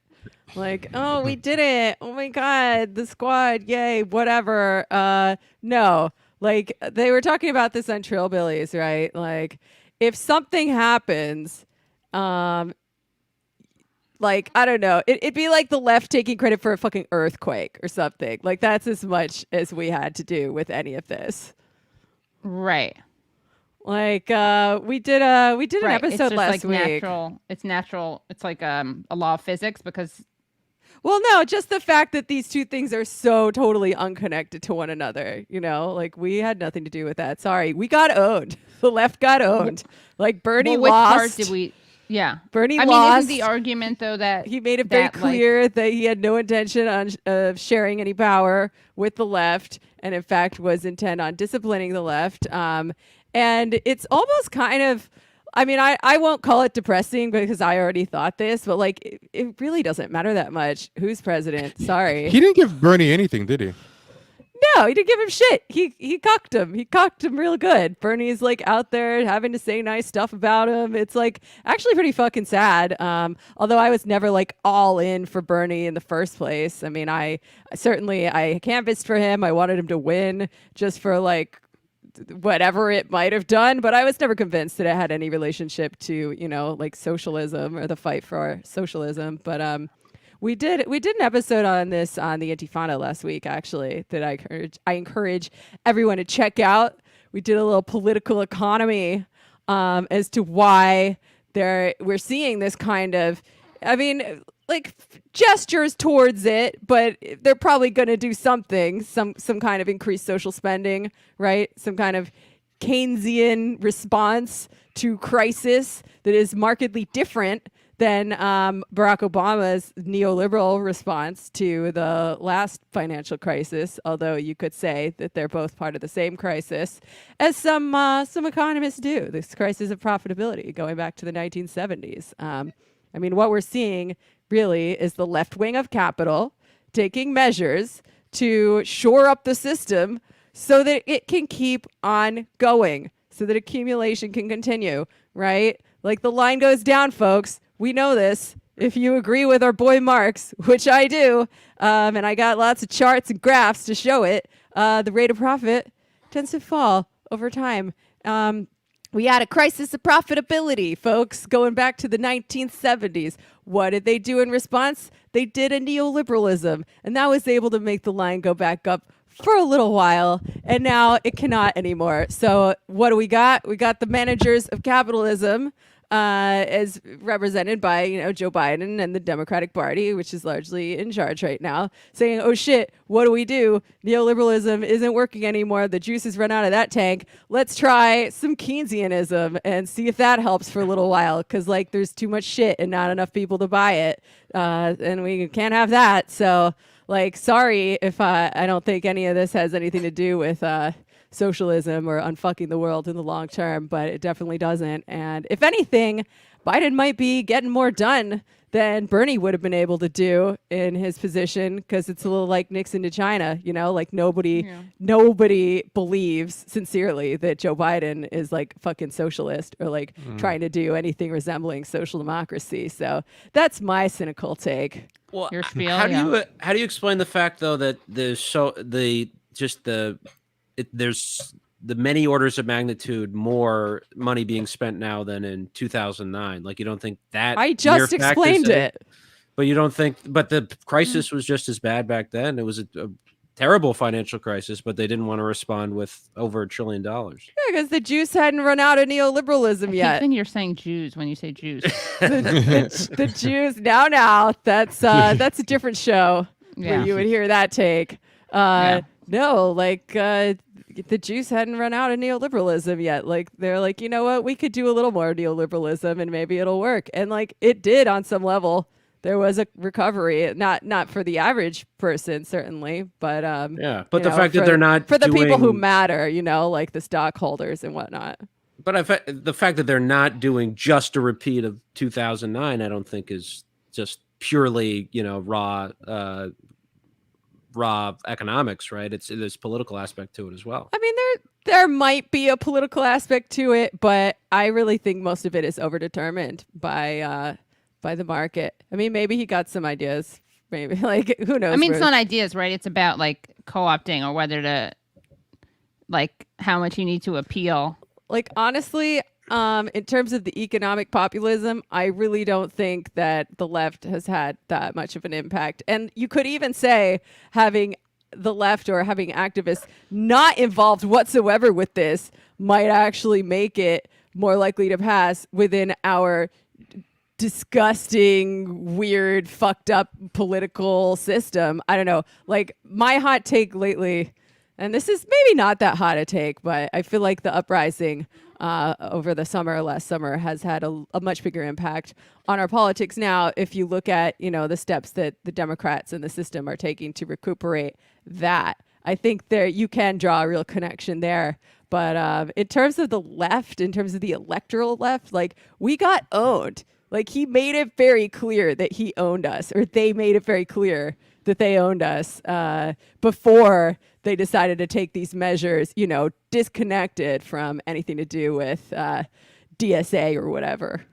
Yeah, in retrospect, though, I don't think there's any other, you know, path other than us getting owned. Like the fact that we got owned by this level, I think is a success, frankly. That, you know, like that's still a very small left. There's been decades and decades of all these terrible things that, you know, the fact that Bernie was able to do as well as he did and sprout, you know, other movements that are fighting for some of the same things is a good thing. And I certainly think like the PRO Act is something that isn't going to pass on its own. Biden probably doesn't really want to do that, but the fact that there's so much energy behind it now, I think if it does pass, it'll be because of groups like DSA.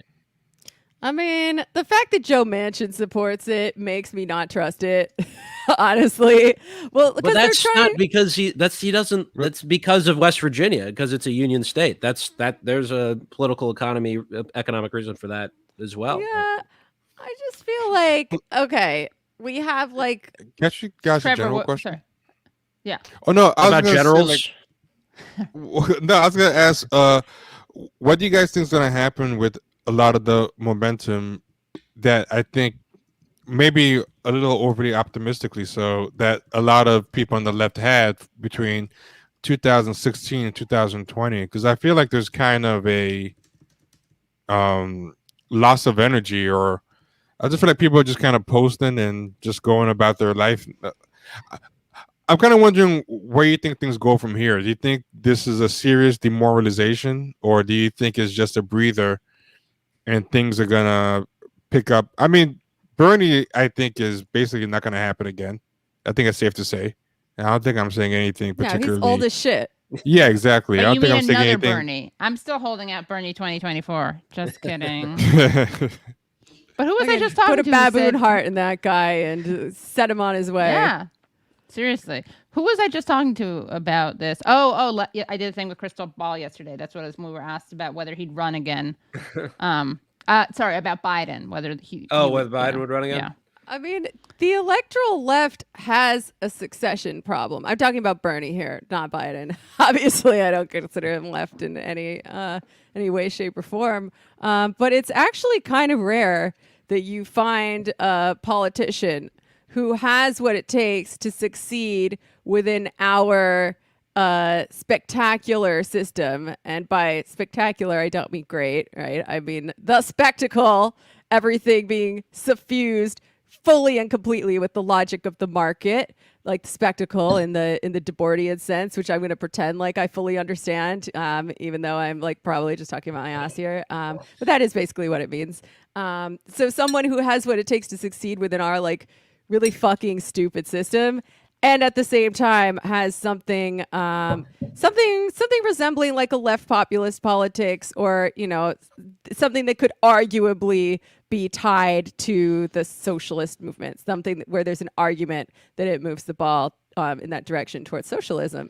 And I think that's why we see such a huge succession problem on the left, not only in the United States, but like if you want to look at Morales in Bolivia, there was like some issues there over like, ooh, why does he have to run so many times? Because of the succession problem. Like the left has a fucking problem, and it makes me like. I thought you were talking about the show for a second. Succession. That is a good show too, actually. But like, I don't know, man. I'm like well documented as an electoral skeptic, although I feel like Lucy and the football over and over again, because then something else comes along, and I'm like, well, might as well see if I can get up the mojo to like pitch in again. Like I've been making calls for Brandon West, very good DSA endorsed candidate running for city council in New York City. And the way they got me this time is through the defund campaign, because we're trying to defund the police in New York by half. That's $3 billion, which is like fucking insane that our police budget is that much money.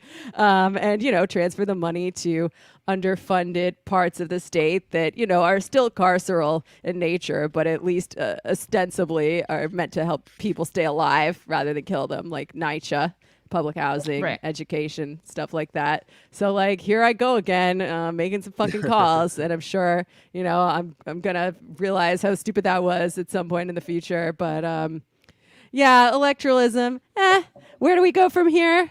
I don't know. We gotta fucking organize. Like there are no shortcuts.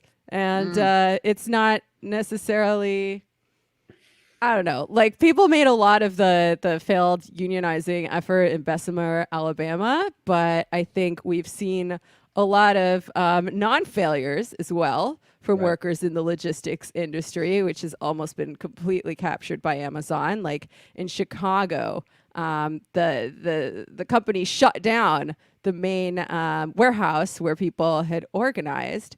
And oh God, I'm so distracted by the things that pop up on the screen. So what did they do? They made it Amazon Chicagoland, and now people are telling me you can make things. it full screen so you don't see it. Okay. They made Amazon Chicagoland, so they organized all the warehouses, or a number of warehouses in the area, so it was harder just to like shut one down and reroute things. We saw a nationwide strike by Amazon workers in Italy, and we've seen the beginnings of an international union, right? Because the Amazon workers in Germany had a very strong union, so Amazon just started routing packages through Poland when the German workers would go on strike. So now they've got an international union that includes workers in Poland and Italy and Germany and other places. So that's going to be really important going forward. Just organizing again. And on some level, I mean, I don't want to say they've done us any favors, but on some level, like the tendency of capital to consolidate into fewer and fewer hands is like, well, we know who our enemies are, and it's like five guys. Puts it into sharper. Not the restaurant chain. yeah. Though I guess they are still the enemy, but when I was thinking the about five guys are capitalists, all of them. When I was thinking about the Amazon thing, I remember. I mean, the Democrats are so horrible. I remember when Trump actually made a good point about Amazon and the post office running on Sundays just for him, and how. Whether it's for the wrong reasons or not, he was talking about how we can't just run the post office one day a week for a really rich guy. And then all these Democrats were like, welcome to the resistance, Jeff Bezos. And that's when I knew like Democrats were just a waste. even more than ever. Like they were trying they're to such trash. James Comey, CIA, like anybody that didn't like Trump, was Yeah. just okay with Get them. in. Yep. Oh my God. John Bolton. Oh my God. Yeah. Did you guys see the Wall Street Journal editorial like a week or two ago where they were like, this is the right wing of Capitol now, which is the dumb one right now, getting mad because they think that big corporate owners like Jeff Bezos are sacrificing their capitalist ideals just to make money. And I'm like, what do you think capitalist ideals are? Like accepting regulations or pretending to be woke, like whatever. Like it's really so diseased. But like, yeah, the left and the right wing of Capitol are fighting each other right now. But that doesn't mean that we should be fooled into thinking that one of them is our friend. My hope is that we start talking about, and I get that, unionization takes priority, but I do hope we start talking more about nationalizing Amazon because it's become like a utility at this point. And this kind of ties into the next Bernie question. My sense right now, and this could change, probably will change, but my sense right now is it is kind of worth it to just run somebody, because for the left it's going to be very difficult in 2024 if it's Kamala or Biden. But my sense in 2021 is that it's worth it to run somebody just to like draw those distinctions and say the Democratic Party is not, does not speak for the left. It is not a left-wing party, and we need a challenge. And I hope that comes from, and he's given no indication of this, but my hope is that comes from Chokwe Lumumba, who's the mayor of Jackson, Mississippi, who it would be really cool because he's stood up to Amazon there locally. It would be really cool if he ran on a platform of nationalizing Amazon, but probably not going to happen. It's not the worst idea. I feel like it's still not going to solve the problem in the long term. And also, it's not going to fucking happen not under this system. So it's like a little bit. Shama Sawant, by the way, is coming on nice. the show tomorrow. Who, of course, is like the city council woman in Seattle who has actually passed through something that's calling on Biden to like what's the verb with the patents? Oh, yes, the waiver. Yeah. Oh yeah. Waive the patent. I mean, here we see the limits of whatever progressive measures Biden might be willing to take. Here we see some of the contradictions, shall we say, inherent in the system, right? Because they're just these managers, these people who've been, elected or whatever, although their legitimacy is getting less and less every day, I think, among the general population. They've been elected to manage the capitalist economy, to manage the national economy, right? And they're trying to find the perfect balance, like how much death is acceptable that won't put us into another economic crash, right? So, like, on the one hand, they're like, oh, well, if we don't waive the patents and the COVID is still mutating and running rampant through the global south, it's eventually going to come back to bite us in the ass. On the other hand, there are powerful interests up to and including Bill Gates who have an interest in protecting intellectual property, saying, oh, we shouldn't waive the patent because, it's unnecessary. It's just going to be wasted on them because they don't have the infrastructure to distribute the vaccines, and maybe people don't even want it. It's just like, it's kind of racist. And it's also like, well, if they don't have the infrastructure, why don't you help them? Why don't you fucking help them with it? Yeah. And we're also seeing, I listened to a Citations Needed episode. I like how, this. I like how no reporter followed up with Bill Gates about any of that. They're just like, okay. Yeah. Yeah, it's really a good point. No, he's a piece of shit. We all know this to be true. And the media, and we know he's a piece of shit, and we know the media is a piece of shit, but it is kind of stunning. Yeah, obviously, to use a word that my old boss used to use all the time, and probably still does. It's stunning. But like, also, it makes perfect sense if you understand, the fucking system. So that's just like one contradiction. Oh, and they're also saying that it could be a national security risk, if China gets its hands on our IP. Ever. No, this is the best thing about, And they're saying it's a national security risk if we can't use the vaccine as leverage to make, weaker, poor countries do what we want. God. Yeah, that's just disgusting. And honestly, it's like I'm so glad for China and Russia, because who else is going to potentially make the U.S. shame the U.S. into out of self-interested reasons actually helping get other countries the vaccine. I'm certainly glad for Russia because I need someone to pay my freaking bills. Oh yeah, do that. Yeah. I mean, I wouldn't say any of these states are an unqualified good, but certainly in this situation. Well, I mean, no, but certainly if in this we have circumstance. states, we have powerful states, and I'd rather it not just be the United States. And the more that's what happened with the Cold War. That was a big part of how Jim Crow, to the extent that it did, as Joe Biden reminded us, got dismantled. What was because of that. Right, and that's what sucks about, especially tonight, listening to that speech. Every good thing he talked about, almost every good thing, like we were saying earlier, investing in schools, infrastructure, green energy, or whatever.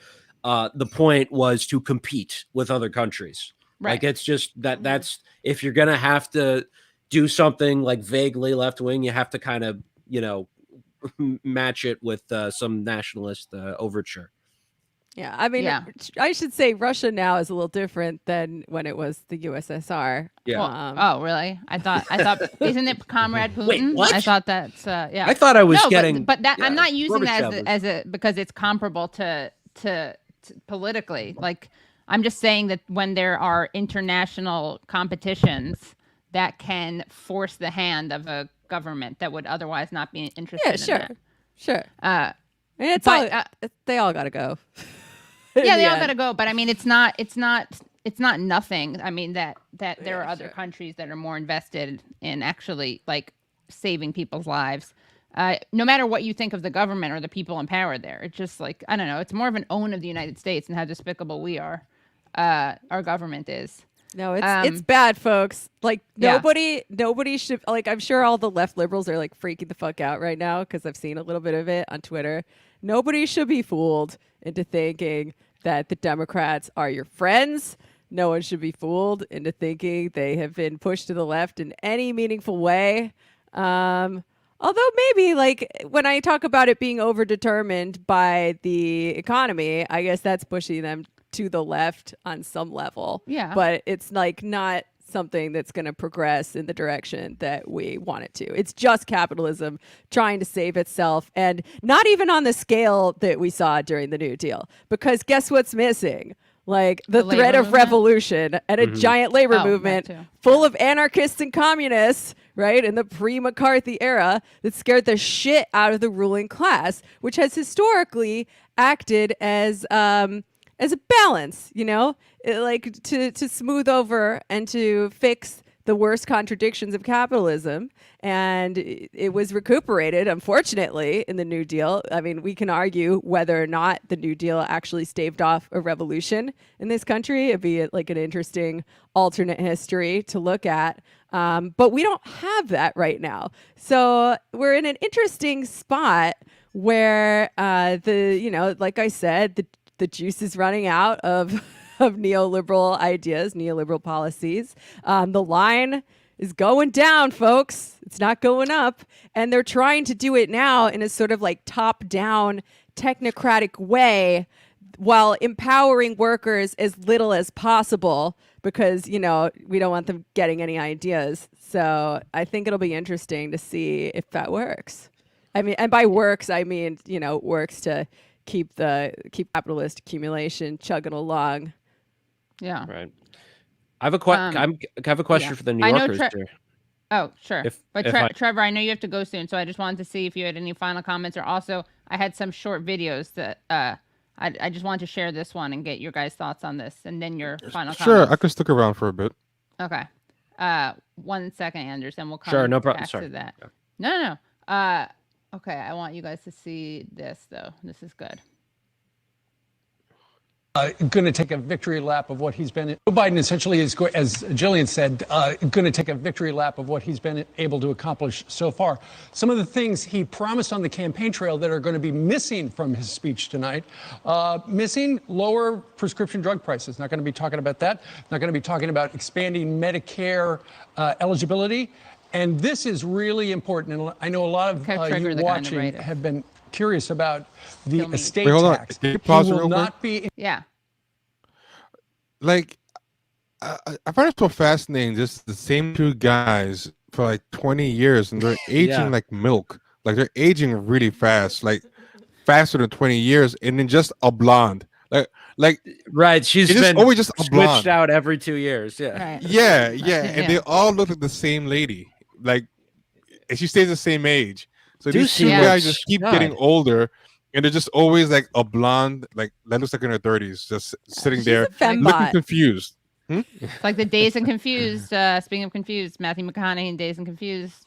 Yeah, I just love the third Stepford host that's always on Fox and Friends. Yeah. Okay, so. Including that campaign plan to raise. Yeah, look at his neck. Raise the estate tax from 40 to 45%, or she lower looks like Colonel Sanders with her thing, with whatever that necktie type of look. With that T? From 11 million to 3.5 Someone million. just drew a T in Sharpie. People, particularly family farm owners, who are very concerned about that particular provision. If it went in, they would be sunk. Yeah, he'll get around to it. Trust me. America, you elected Bernie Sanders. You just didn't know it. Joe Biden essentially is. I wish. If only. I love the Joe Biden who the Republicans fear. I love the Biden. I love the Kamala. They're both great. Much better than. The reality. Yeah. Well, that's he ended up talking about prescription drug prices. I wonder if somebody saw that clip and they were like, well, we got to add that in the speech just to own Fox News. Right. And he just thought that like he wouldn't bring that up because he didn't want to scare people off. I'm wondering why he. Yeah, I don't know why. Yeah. Seems to left. Because of the donors? This is great, by the way. I like this. He takes this is a really So let's end cancer as we. I know of nothing that is more bipartisan. So let's end cancer as we know it. It's within our power. It's within our power to do it. Yeah, cancer is bad. Cancer's bad. And remember what I said, which is that I would veto Medicare for All bill if it came across my desk. I know of nothing. That's the thing that, like, Such a piece of so shit. Disgusting. Yeah, I know. And using your son's death to basically argue that, like, look at how exciting this is, by the way. Using your son's death, though, to argue against. Well, without delay, we witness a history-making moment, the elbow-to-elbow greeting from the Speaker of the House to the Vice President. Kamala Harris just took her place at the dais. Yeah. Applause. I just want to know what's actually going to be in the end cancer bill. Is it just going to be like privatization of all? Grit. I love what he says. America, I love the idea. But like, no one's going to want to vote against the empathy end cancer bill. Yeah, Hold on. that's true. Can you go back to the previous clip before the elbow bump? Yeah. This one? Yeah. The cancer one? Yeah, that one. Bipartisan. If you look at it, nothing. Can you enlarge it? That is more bipartisan. What are we looking at for? Kamala is already envisioning him dead. Like, look at her face. She is so like. Let her play. Look at her face. That's all she's. I know. The way she looks at him, she's just like, "You're gonna die." That is She's more like, bipartisan. I know. Yeah. Interesting idea. Cancer as we know You are it. not making it past It's this within term. our power. It's within our power to do it. Does often look like she's lunging forward a little bit, like she's. Is that what's her name? Eleanor Holmes Norton. No, this woman, right? You know, the new Gillibrand. Oh yeah, it looks like She her. looks really different. Her hair is maybe it's just the light. Yeah. Light, could be the light. Yeah. No, that was. I just feel like she just keeps I looking know at him, like nothing. she's just counting the days till he dies. Like she's Yeah. waiting. She's cancer curious. She's cancer. No, Dude, Bill, that's happy. That's a dream for her. She doesn't have to run for anything. She just doesn't have to get votes because she failed upwards beautifully. Did not she really get did. very many people to vote for her. But no, like I feel like the anti-cancer bill is going to be like, yeah, if you get cancer, we're going to give you a tax credit for up to 10% off your cancer bill if you open up a business in a marginalized community for at least 5 years. But everyone who works at the business has to be a cancer. And the Republicans are going to be like, this is socialism. Here he's talking about. It passed the House already. What was this? I know Republicans have their own ideas. Oh, this is the George Floyd Act. Yeah. It's just so funny. Yo, I'm about to get really fucking mad talking about the George Floyd Act. Find a consensus. Jesus Christ. But let's get it done next month, by the first anniversary of George Floyd's death. Keep that man's name out of your fucking mouth, Joe Biden. You wrote the fucking crime bill in 1994. All right. Yeah. Which hangs the country supports this reform. Yeah, let's give the cops even more money. Should act. Right. We have a is giant that what it does? opportunity What is it? to bend the arc of the moral universe toward it justice. Doesn't do justice. anything good. Yeah. And with the plans outlined tonight, we have a real chance to kind of like hate crime House legislation already. doesn't actually do anything good. I mean, it doesn't. The only thing we know this for a fact. Some people don't want to look at it, but the only thing that reduces the incidence of police murder is to shrink the size of the police force, take away their money, take away their guns, take away their power. And the George Floyd Act does not do that. Therefore, it's not going to do shit. Sorry, like holding cops accountable, that's not going to fucking happen. It's never happened before, almost never. And B, like we know, we have the statistics, putting people in jail, charging them with crimes does not reduce crime in any crime. So why would it reduce the crime of police murder when cops already know that they're pretty much above the law? Did you? Oh, here's Ted Cruz, by the way. Take a close look at Yeah, what is that on his? He's falling asleep. Come and take it. Is that a coffin? Oh my God, what is that? No, isn't that a Texas? I mean, what is that? Anyone know? What is the bar under? It looks like a coffin dildo. or Cuba. Is it Come and Cuba? take this Cuban dildo out of my cold bare hands. AKA a cigar. Yeah, that's actually Little callback there to the Clinton years. Yeah. Hey, there you go. Wait, what about what were you just saying just before this? Shit, someone was saying George Floyd Act. Defund the police. Defund. What's the what is in the George Floyd Act? Did you see that there was just, by the way, I mean, there was just another person who the police kneeled on. Did you see this? Oh yeah, some Hispanic kid. Yeah, it's a guy. Yeah, like he was a. I mean, it's so fucking disgusting. I mean, there are a couple of new cases, but this one, yeah, video of police killing. Let me just share this because it's like. It's just democracy now. So video of police killing. I won't show the video because it's really horrible. Of police killing of Mario Gonzalez prompts comparison to George Floyd. Call for probe. So in California, recently released body camera footage shows Alameda police killing Mario Arenales Gonzalez, a 26-year-old Latino man with officers kneeling on his back and shoulder until he lost consciousness. And of course, they lied about it. They said that they responded to a scuffle, and he died, during because of a medical emergency during a scuffle while they attempted to restrain him.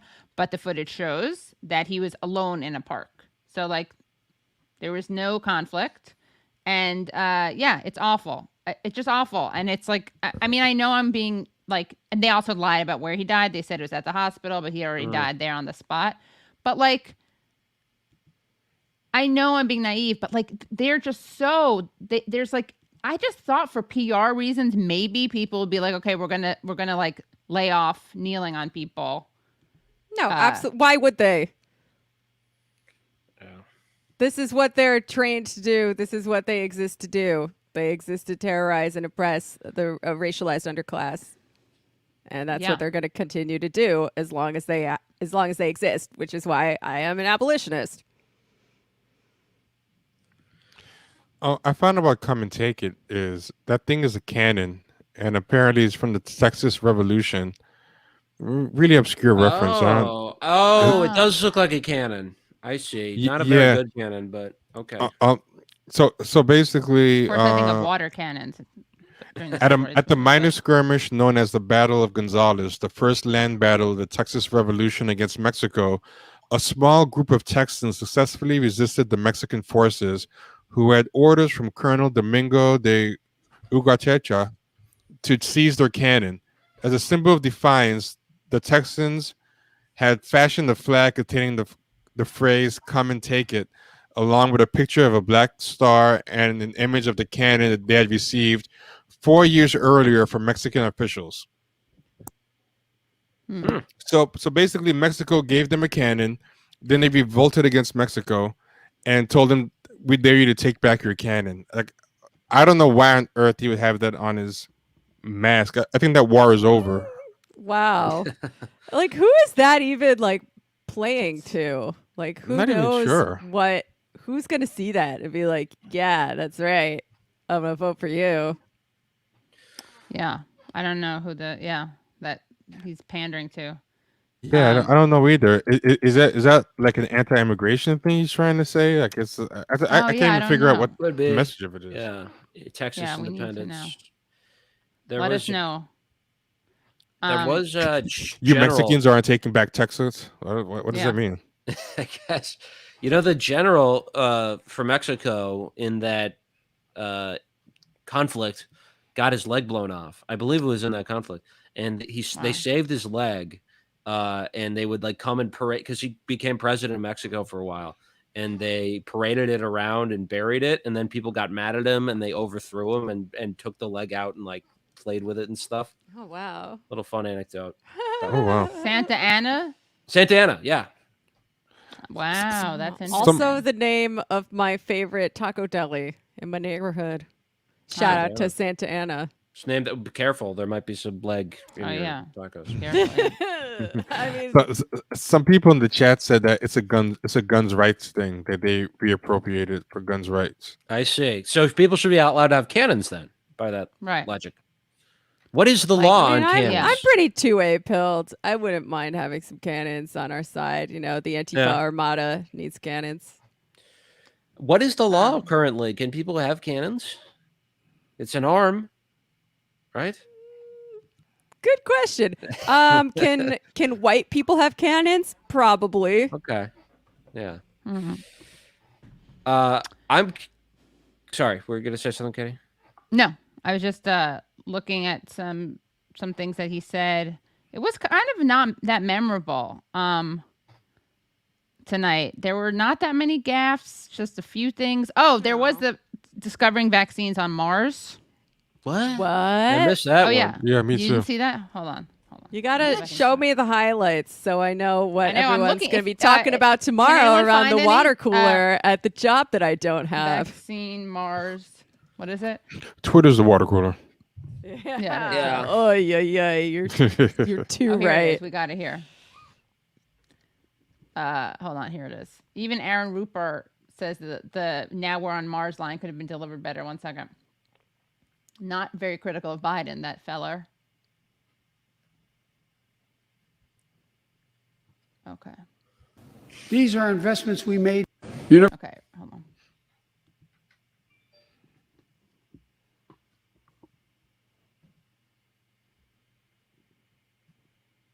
Here we go. Mars vaccine, get ready for Universal public schools and college aid opened wide the doors of opportunity. Scientific breakthroughs took us to the moon. Now we're on Mars. Discovering vaccines gave us the internet and so much more.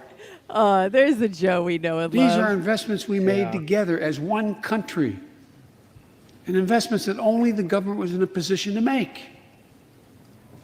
Time and again, they propelled universal public schools. I think there was supposed to be a comma there, and he kind of steamrolled the comma, as he's wont to do. Yeah. Oh, little cat. Yeah. So there's a... Yeah, I'm looking for... Sarah Lazar said that he had a line about patents. Oh, yeah? Which I'm trying to figure out what that one was. Ooh. Like... By the way...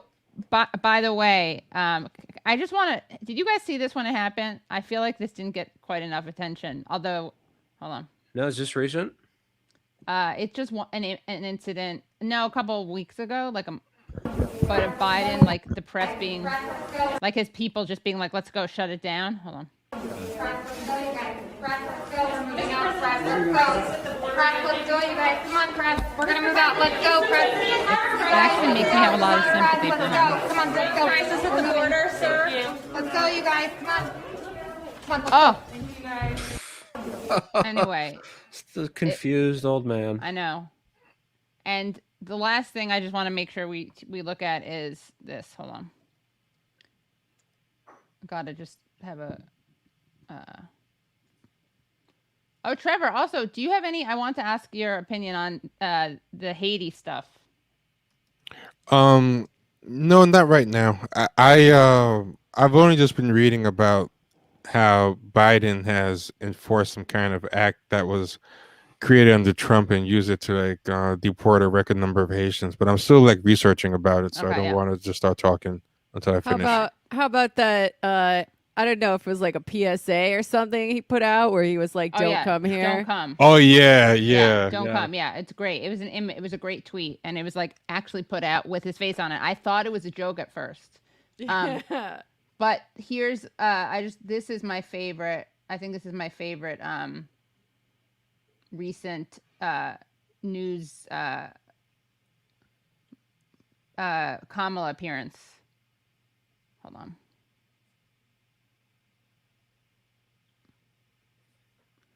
Okay, here we go.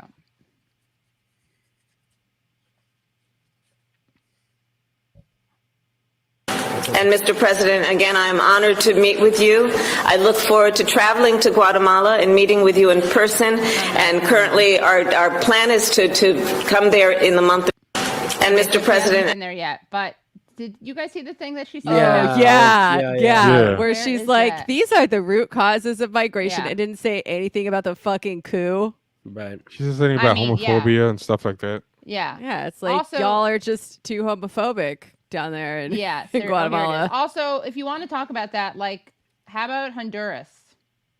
Yeah. Oh my God. You know, you Katie, guys kind of helped hook up. I saw the daughter of Berta Cáceres speak at the DNC. I mean, not officially. Not officially at the DNC. It was a protest event in a sweltering Quaker meeting house. Chris Hedges was there. It was definitely not an official event, but it was fucking heartbreaking. Wow. Yas Queen. Yeah, let's say this is feminism when you legitimized a coup that murdered a really important indigenous activist and left her daughter without a mother. Thanks, Obama. Yeah. And also, Obama was calling it a coup at first. Yeah, and then Hillary came in. Fucking Hillary. That's his lady. Okay. And it was, but she was his Secretary of State. But also, they lied about that. They went back. They said it was a coup. Then they said it wasn't. They lied about why they couldn't call it that. And also, it now it's has a booming femicide and LGBTQ killing industry. So, and trans people are. What has that industry? Honduras. Yeah. Oh, okay. That's what I'm saying. So, it's really moving. You care about that so much because your people, the Clintons and Obama, helped import that into Honduras, and of course through lots of other ways they did in other countries in Central and South America, really Central America. But here she is, talking about those root causes. All right. President has asked Secretary Mayorkas to address what is going on at the border, and he has been working very hard at that and is showing some progress because of his hard work. I have been asked to lead the issue of dealing with root causes in the Northern Triangle, similar to what then Vice President did many years ago. But I will tell you that these are issues that are not going to be addressed overnight in terms of the root causes issue. A large part of our focus is diplomatic in terms of what we can do in a way that is about working with these countries. So, for example, I have talked with the President of Mexico, the President of Guatemala, We have, well, I'm probably saying too much, but we have plans in the work to go to Guatemala as soon as possible, given all of the restrictions in terms of COVID and things of that nature. But these are areas of focus for a very important and good reason. We must address the symptoms, and that is what is happening with the team of folks who are working on the border, led by Ali Mayorkas. But we also have to deal with the root causes. Otherwise, we are just in a perpetual system. What the fuck is she doing with her hands? I know. So she and Jen, with the root causes, Saki does that I'm too. looking forward to traveling. Hopefully, it's my first trip to the Northern Triangle, stopping in Mexico and then going to Guatemala. I can't find this. Someone, well, one of the root causes, and also, by the way, okay, here we got it. Let me find it. This is driving me to vape. I have been asked for good reason. It's my first trip to the Northern Triangle. I talked to the experts also, institutionalize with our partners. Where is that thing? And that's the work that I'm prepared to do, which is to begin that process. Okay. Of, it's also so funny because the Northern Triangle literally includes Honduras. So if you want to talk about the root causes of Honduras's instability and violence, literally. It's just a dangerous place for some reason. Yeah, for some reason. That's nothing just to do with, what they're like down there, you know? Yeah. You know, I got to say, though, this whole story kind of went viral because the Washington Blade had a story, and it was pretty dishonest in the way they framed it. You don't say. I know. Hold on. Man, I thought I was tired after my stream, but like you guys just got me like super angry and fired up all over again. I hate it. I think I found it, but I'm not sure. I don't know if this is an example of the caption being misleading. Right. Let's see. We're Hold on. Someone in my chat earlier called her Kumala, which I think is pretty funny. Really good. It sounds better than Kopmala. Is right? Kamala and not Kamala is because that video where her kids are like, okay, I think I found it. Mamala. Okay. So this is, you're looking for the clip where she says something about LGBT people, right? Yeah. Okay, I have it, but I think you might have to. If you send it to me in the chat. Oh, okay. I was gonna pull it up. Oh, sure. Yeah, if you want to do that too. Right, you run your show on StreamYard too, so. Is that my screen up now? Or Oh, I see. Let me give you the power. Okay. Yeah. There we go. Hopefully I put the sound on. Let's see.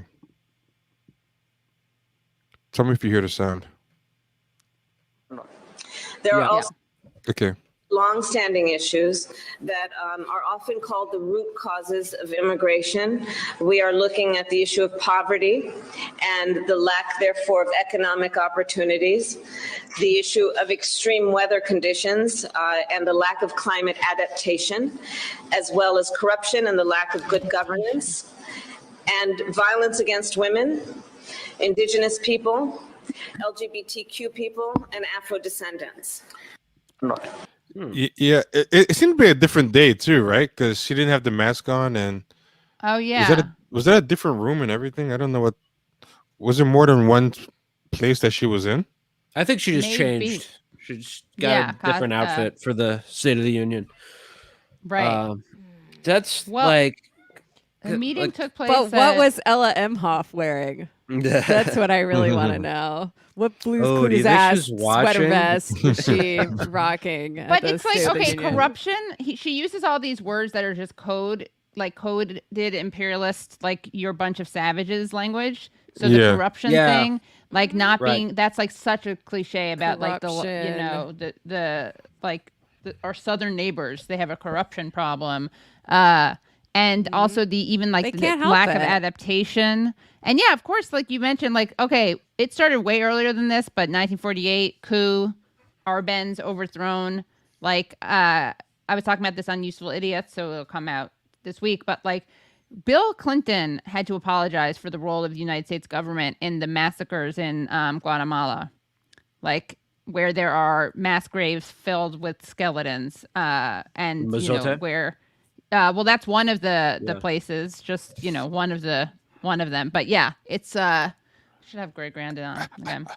I think one of the problems is that America's never been good on international issues, like ever to begin with. It's never been a strong point. But we have, hands down, like the dumbest liberals we ever had. El Salvador, not Guatemala. Yeah, we have hands down like the dumbest liberals I think we've ever had in, at least in my lifetime. Like they really, really don't care about anything as long as it's you can put a slave queen type of representation spin on it. They just really don't care. I mean, were they ever? And they know it. Were they ever that smart though? They were never that smart, but that's what makes it worse that they're the dumbest in my lifetime. Because I mean, they didn't. It's more sordid now. I feel like it's like actually more sordid than it ever has been because it's like under the cloak of representation. They're literally like whitewashing, like genocide and the killing of indigenous people.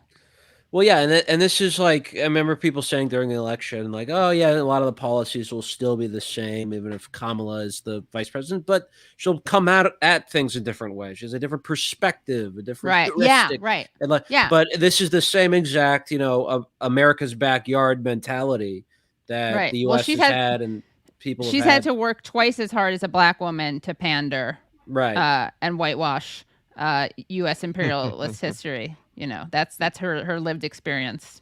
Yeah, and they're throwing in things now like they're just like wokeifying the imperialism literally. Yeah, it's disgusting. They're throwing in LGBT rights, which is of course is important everywhere. But the reason she's bringing that up is to keep them under the thumb of America. Yeah, and pretend that it's not that it's not the like U.S. policy that has exacerbated everything, including that.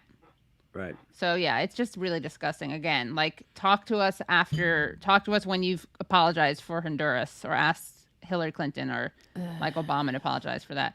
But I know Obama's not apologizing for shit. No. I mean, his book is kind of like the apology tour. I read a decent amount of it. It's only the first volume. Oh my God, there's another one coming. But the whole, have you guys read any of it?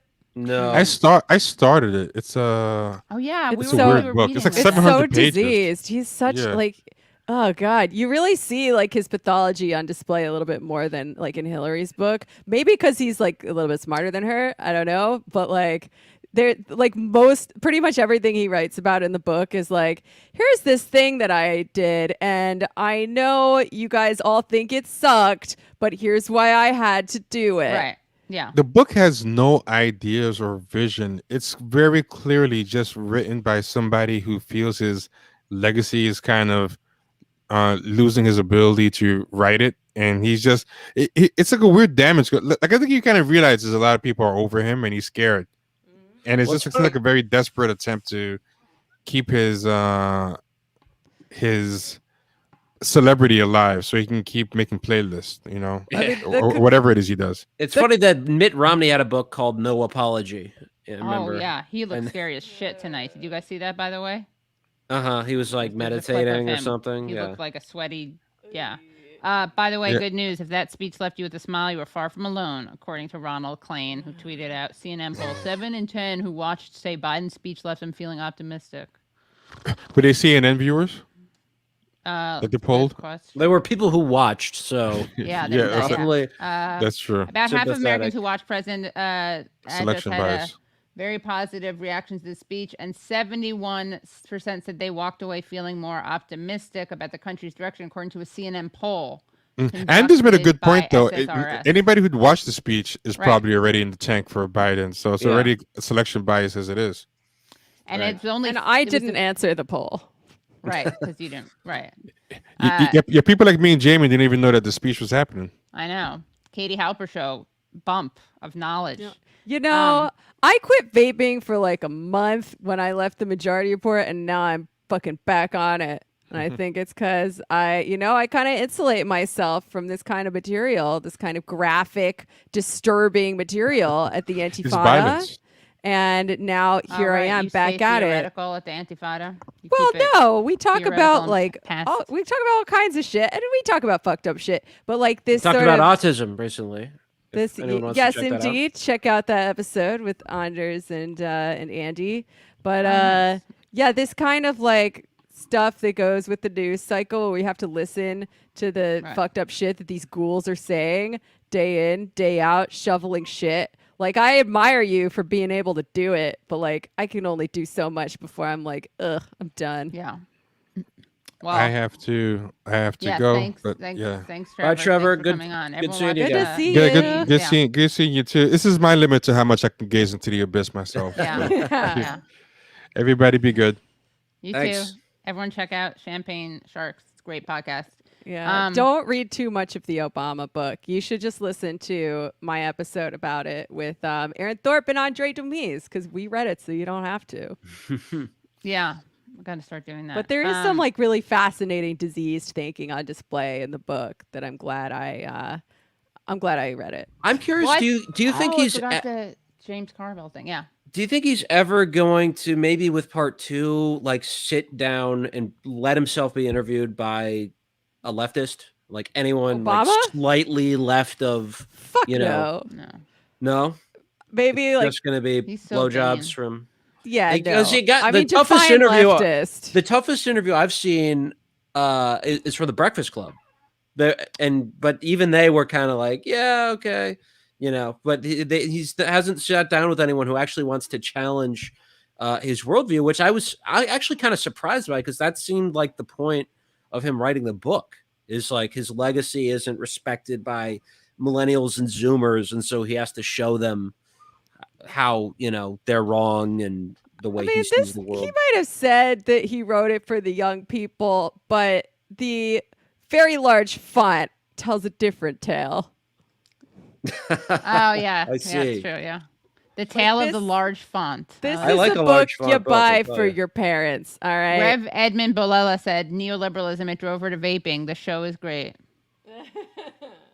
I do actually think I might get my mom Hunter Biden's memoir. Yeah, I bet that's I kind want of Mother's Day. interesting. He's an interesting figure. He's Yeah, got the- some pathos. The to him. WTF interview was really fascinating, I will say. He talked about Aaron Mate's dad, Gabor Mate. Interesting. Who did? Who talked about that? Hunter Biden. Hunter talked about Yeah. Gabor Mate? Wow. Yes. Yeah, he was like, God. because he, you know, went through trauma therapy. Didn't he That's- have like a sex tape or something now? Oh, Or yeah. is that someone else? Hunter Biden? Yeah, of course. I'd party with him at the club. I'm not gonna lie. Well, they said he was nice. They did. The exotic strippers dancers, said the he was strippers, I nice. don't know. Yeah, they said he He's was a nice. good strip club patron. He tipped which is well. more than He you had could them- probably say. Like, can you imagine what the fucking Trumps are like No, at a strip yeah, club? yeah, terrible. I'm sure terrible. They probably ask them to pay them. Yeah, like, you know what? That dance, I said I was going to give you $50 for it, but I didn't Right. really like it, so I'm not going to pay you. Yeah, no, I actually feel bad for Hunter. I just think that he should tell his dad to not fire people who've smoked pot because, Right. you 'Cause know, he's done first of all, crack. your vice president. Yeah, your son did. Right. Yes. He should, you know, we've had empathy. It's just he's such a dick. Joe Biden has such selective empathy. Yeah. You know, he literally said about millennials, I have no empathy for them. But he wants empathy for his son, which is good. But then he doesn't want empathy for people who've like literally like smoked a joint. And of course, Kamala Harris told the Breakfast Club she did because her family's Jamaican, which her father did not like. Oh my God. Remember that? Right. He's probably a fucking asshole, but I loved what he said about it. Yeah. And Well, he's a Marxist. Open Yeah. invitation for Yeah, Kamala's same. Marxist Yeah. father to Yeah. come on the Antifada. We don't even need to talk about Kamala, like, because he's Right. done some influential work. I would much rather talk to him about the Black community as colony or something like that. He wrote that seminal. Donald Look at that. Harris come on the Yeah. Antifada. Yeah. Him and fucking Pete's dad is a fucking Well, he's Gramsci no longer scholar. with us. Yeah, right. Or was Well, a Gramsci scholar. Shuja Hader wrote that piece. I had him on to talk about it, actually. Centrist child syndrome. Oh my That was a great God. episode. I should unlock that if it's not already unlocked. We talked about like family ties. That was a good one. I mean, if anything, it makes me think that leftist academia is not all it's cracked up to be. If it creates True. ghouls like this. I worry. I lie awake at night because, you know, I'm thinking about maybe having a baby at some point somehow. And I'm like, I can't go too hard on the politics. Oh, 'cause I see, what right. if what if they turn into Pete? Right. I would have a very late term abortion. Yeah. Right. Well, luckily our ideology includes that possibility. I mean, yeah. Although we'd have to do You a should controlled be able experiment. to abort a 30-year-old. It's true. My body, my choice. If they're Pete adjacent, if they have Pete cells, they're going to develop into a cluster of Pete. But we would have to do a controlled experiment where we looked at the rates of douchery coming from like a leftist or coming from, your average political trash. I thought about it when Sean and I were at Doug Henwood's house. We were having brunch with Doug Henwood and Liza Featherstone, and their kid was like so bored with adults talking about politics. He was so and bored. You're like, and that's I'm like, torture, yeah. Oh God, I gotta remember to not do this. But like, how am I gonna not do that? No, like, I'm definitely gonna do that to my kids. Sorry. Yeah. Like he is too. I know. That's what I'm saying. I'm an only child. Although, to be fair, my parents were not as politically, as they didn't social. Well, whatever. Let's not get into people's. There's nothing controversial. I was just going to say my dad's a doctor who's not. I wasn't raised by two people writing about politics. That's what I'm saying. I mean, I feel like there's no. Like, what's the point of having a kid if you can't teach it your values? Indoctrinate it? Yeah. Exactly. Well, I wasn't going to say that. Educate it, That way, a little part of me can live on to continue the fight. Right. I think I have my... Just adopt and indoctrinate the kid that way. I'm not... Right. Trust me. All options are on the table. Okay. I think I have my views because my dad worked for NPR, but he did classical music. He was not a propagandist. But then he got laid off by them, so then I became extremely anti-NPR. So I see. Manufacturing consent and all that stuff, and I was like, "Fuck this institution that's destroyed my family." Damn, another family broken apart by NPR. I was fucking raised on NPR, man. I'm not gonna lie. There's something a little bit comforting, like mother's milk, to me when I hear it, and then I listen to the shit that they're saying, and I start to get mad. I can't do it. Then the milk you spit up. Yeah, I spit up. I spit up that milk. But I gotta say, for people who are a little bit lib-brained, but maybe socialism curious, a friend of mine fits that description. I recommended Jacobin's The Dig to her because it sounds like NPR. Right. Daniel Denver kind of sounds like Ira Glass. They dig into your ears, and before you even know it, he's they're actually in your brain. Good politics. So I feel like that might be a hot tip for anybody. Anybody hoping to radicalize, and you can't just trick them with it. They have to be sort of interested in leftist politics for it to work, I think. But if someone's socialism curious, that's my recommendation. I mean, it depends on the person, but if the person's rurally inclined, I would always have them listen to Trailbillies. Obviously. That's what I've been trying to do with my dad and Doug Henwood, because he always puts classical music on his show, and No, Doug has really good taste in music. He's a punk. Very eclectic. He always plays cool music on his show. Yeah, which I appreciate. Oh no, people are saying my kid would be a reactionary. No. No, I really hope not. But that's true. They are their own people. You never know. You just gotta fucking roll the dice and see what happens. But I would certainly consider myself a failure as a parent if my kid turned out that way. Yeah. So I want to ask about, because I'm not in New York anymore, unfortunately. Oh yeah, where are you? DC? I'm in DC. But I'm curious about speaking of defund.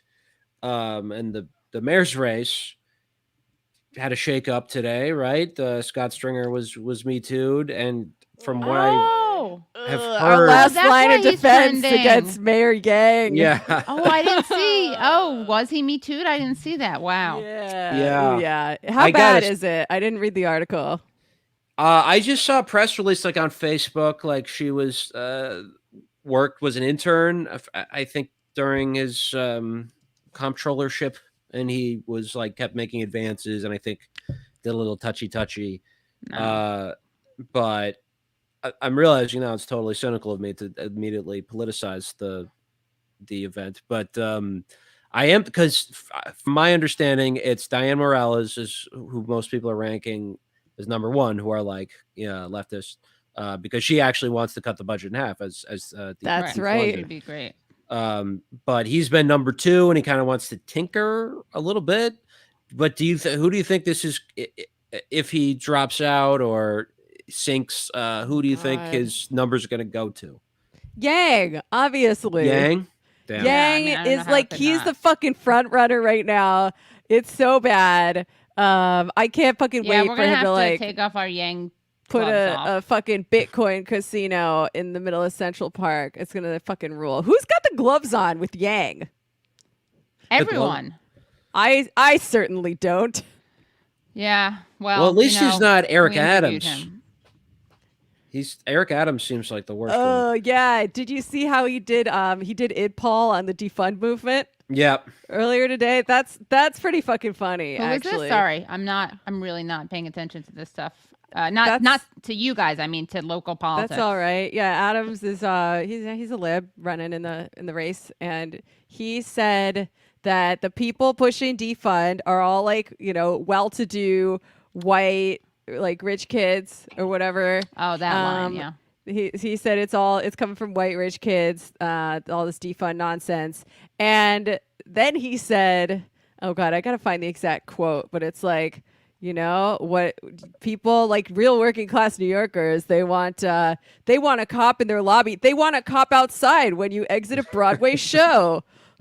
Like this is a real working class concern after, after you get off your long shift at the Amazon warehouse and then you go to see Hamilton, you want a cop outside making sure you don't get robbed.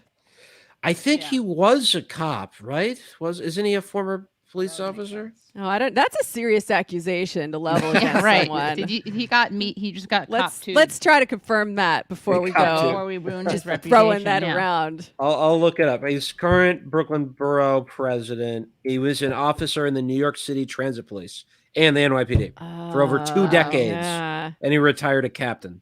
Oh, yeah. There we go. He said, when you start defunding, hey, the cop is no longer on your corner. That cop is no longer in your lobby. That cop is not standing outside when you leave your Broadway play. And I have never been to an event where the people were saying we want less cops. Never.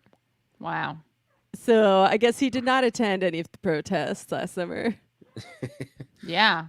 Well, he was he was respecting he was very But then careful. It says in the next paragraph that he did go to a Black Lives Matter thing. So like, I don't know which one. I guess there were some like shitty ones that just were like NGO. I don't think so.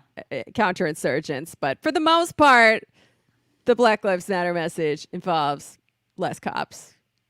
Yeah. I didn't know that there was a more moderate wing of the. Oh yeah, certainly. Oh, it's been completely NGO-ified. Adolf Reed predicted this, and I don't agree with him on everything. Well, guess who else we're having on tomorrow? By the way, Adolf Reed and Kshama Sawant. Oh, interesting. Yeah. Well, it's also a question of who are we talking about when we're talking about Black Lives Matter? Like protesters, are we talking about, so there's that issue, which makes Well, you should ask him about that because we talked about this last night on This Is Revolution, which is a very cool show that more people should watch. We talked about how Adolf Reed predicted some of that. He's got some good takes and some less good takes, but I'm sure you'll have an interesting conversation. Yeah. But I do worry that like the sort of NGOification and the recuperation by the Democratic Party and the NGO sector is part of what's, making people's interest and support go down. Versus last summer, the burning of the Minneapolis precinct actually pulled quite well. I know, that's crazy. I still can't get over that. I think it's pretty cool. I know, but weren't you surprised by it? Not really. I don't know. I mean, yes and no. People surprise you sometimes. And like anti-cop sentiment is not strictly a leftist thing either. Like most people hate the fucking cops. Yeah, for different reasons and in different ways. But yeah. All right. Well, guys, this was really, really great. And I'm very grateful to you guys. And come back on, and I'm actually just want to give some shout outs. One is that we will indeed have Kshama Sawant on tomorrow and Adolph Reed. Also, I just dropped a really good podcast, if I do say so myself, which is now, you can just find that at, wherever you find my podcast, which is, I think, basically SoundCloud and Apple. But it's about Yemen. It's with an amazing guest, Shireen Al-Demi, and she basically talks about why Biden hasn't ended the war in any significant way in Yemen. He's just rebranded it.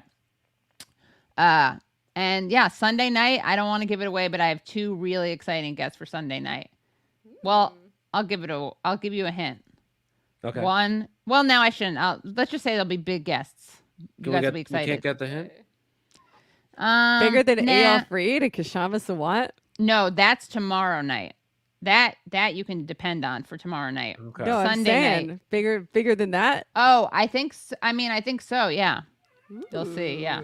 One's Interesting. Joe Biden and Kamala Harris? No, but one of them is has a Joe Biden thing.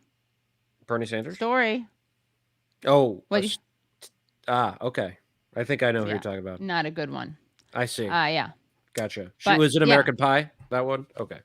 Yeah, exactly. Yeah. Well done, yeah. And someone else, too. So yeah, tune in Thursday night, tune in Sunday night, and please check out everything that there is on the internets that is adjacent to our worlds in any way, shape, or form. Check out the patreon.com/The Katie Halper Show. Again, that's patreon.com/The Katie Halper Show. Subscribe to the YouTube, rate and review to the iTunes, and yeah, that's it. Cool. Anyone else have anything to say? Patreon.com/The Antifada. Twitch.tv/The Antifada. Fucking tune into that. And while you have those 2 tabs open, check out patreon.com/PodDamnAmerica. We finally did a Walter Mondale episode. People were demanding it. Oh, good. So I want one. Were they really? They're like, God damn it, when are you going to do a Walter Mondale episode already? People were foaming at the mouth for Walter Mondale. And we did talk about how he got his start politically, which was purging communists from the Democratic Farmer Labor Party. Wow, I did not know that. Yeah. Oh, wait. I got to tell you guys one more thing, and I got to put in a link. Tomorrow, I will be part of, whoa, it looks like my head really got cut off, but I will indeed be part of this woke imperialism panel with Aaron Mate, moderated by Arturo De Simone. It's a DM25 task force for the Alternative Security Conference. So let me put a link to that. That's Varoufakis's organization? Yeah. Okay. Cool. Yeah. All right. Nice. There you go. There it is. Cool. Yeah. So I'll be doing that. What time? What time am I doing that? It doesn't have a time. Anyway, oh God, yeah. Look, we already got the trolls up in there. Oh God. All right, yeah, but it'll be a good. Oh, 2:15. Yeah. So what's it? Thursday at 2:15 p.m. Obviously, and yeah, a lot of content. Hell yeah. Hell yeah. Gotta and it's keep not that going to watch slop itself. churning. Gotta keep them hogs fed. Just kidding. You're all my friends, and I love you. Also, Katie Halper, you made them invite you, didn't you? They reached out to me, and they didn't get my confirmation. I didn't ask to be invited. I didn't even know about. How would I know about it to be invited? Oh yeah, EST. Yes, thank you. Yeah. And Brad, thank you, Brad. Thank you, Brad. This was a last-minute stream. Yeah. I'm gonna go back to having some me time. All right, cool. Relaxing, get my heart rate back down to normal. Yeah, get it back down. You know, my blood pressure, all that. Maybe make a cup of chamomile tea. Oh, nice. Yeah. Thank you for having us on, Katie. Yeah, Pleasure thanks. as always. Yes. See you guys soon. Yes. Jamie, bye, see you friends. Sunday. Bye. All right. All right, guys. For reals. Wait. When is this happening on Sunday? Oh, we're still on. I haven't ended the broadcast yet. Yeah. Oh, okay. It's our usual time, though. I'm very forgetful. Oh, 7 p.m. Okay. Cool. Okay, yeah. And all right, I'll hang out in the Discord for a few minutes also. Video unavailable, hasn't happened yet. Yeah. Adios. Okay, see you guys tomorrow. Yeah, see you Thursday, then see you Sunday. See you twice Thursday. Bye. And by twice Thursday, everyone, I mean see you on my show with Adolph Reed and Kshama Sawant, and then see you during the day at the Woke Imperialism talk, which I got to talk to Aaron about, and Ranya's going to be in it too. So, all right, that's basically it. You know what to do. Support the show if you can. A little Patreon, patreon.com/The Katie Halper Show. And I'll hop into Discord for a little bit, which I don't even think I'm logged in as the right person, but I don't care. Who cares? And I did get some questions from there for the last interview I did. All right. So for reals, everyone, good night. Thank you so much for watching, and see you tomorrow.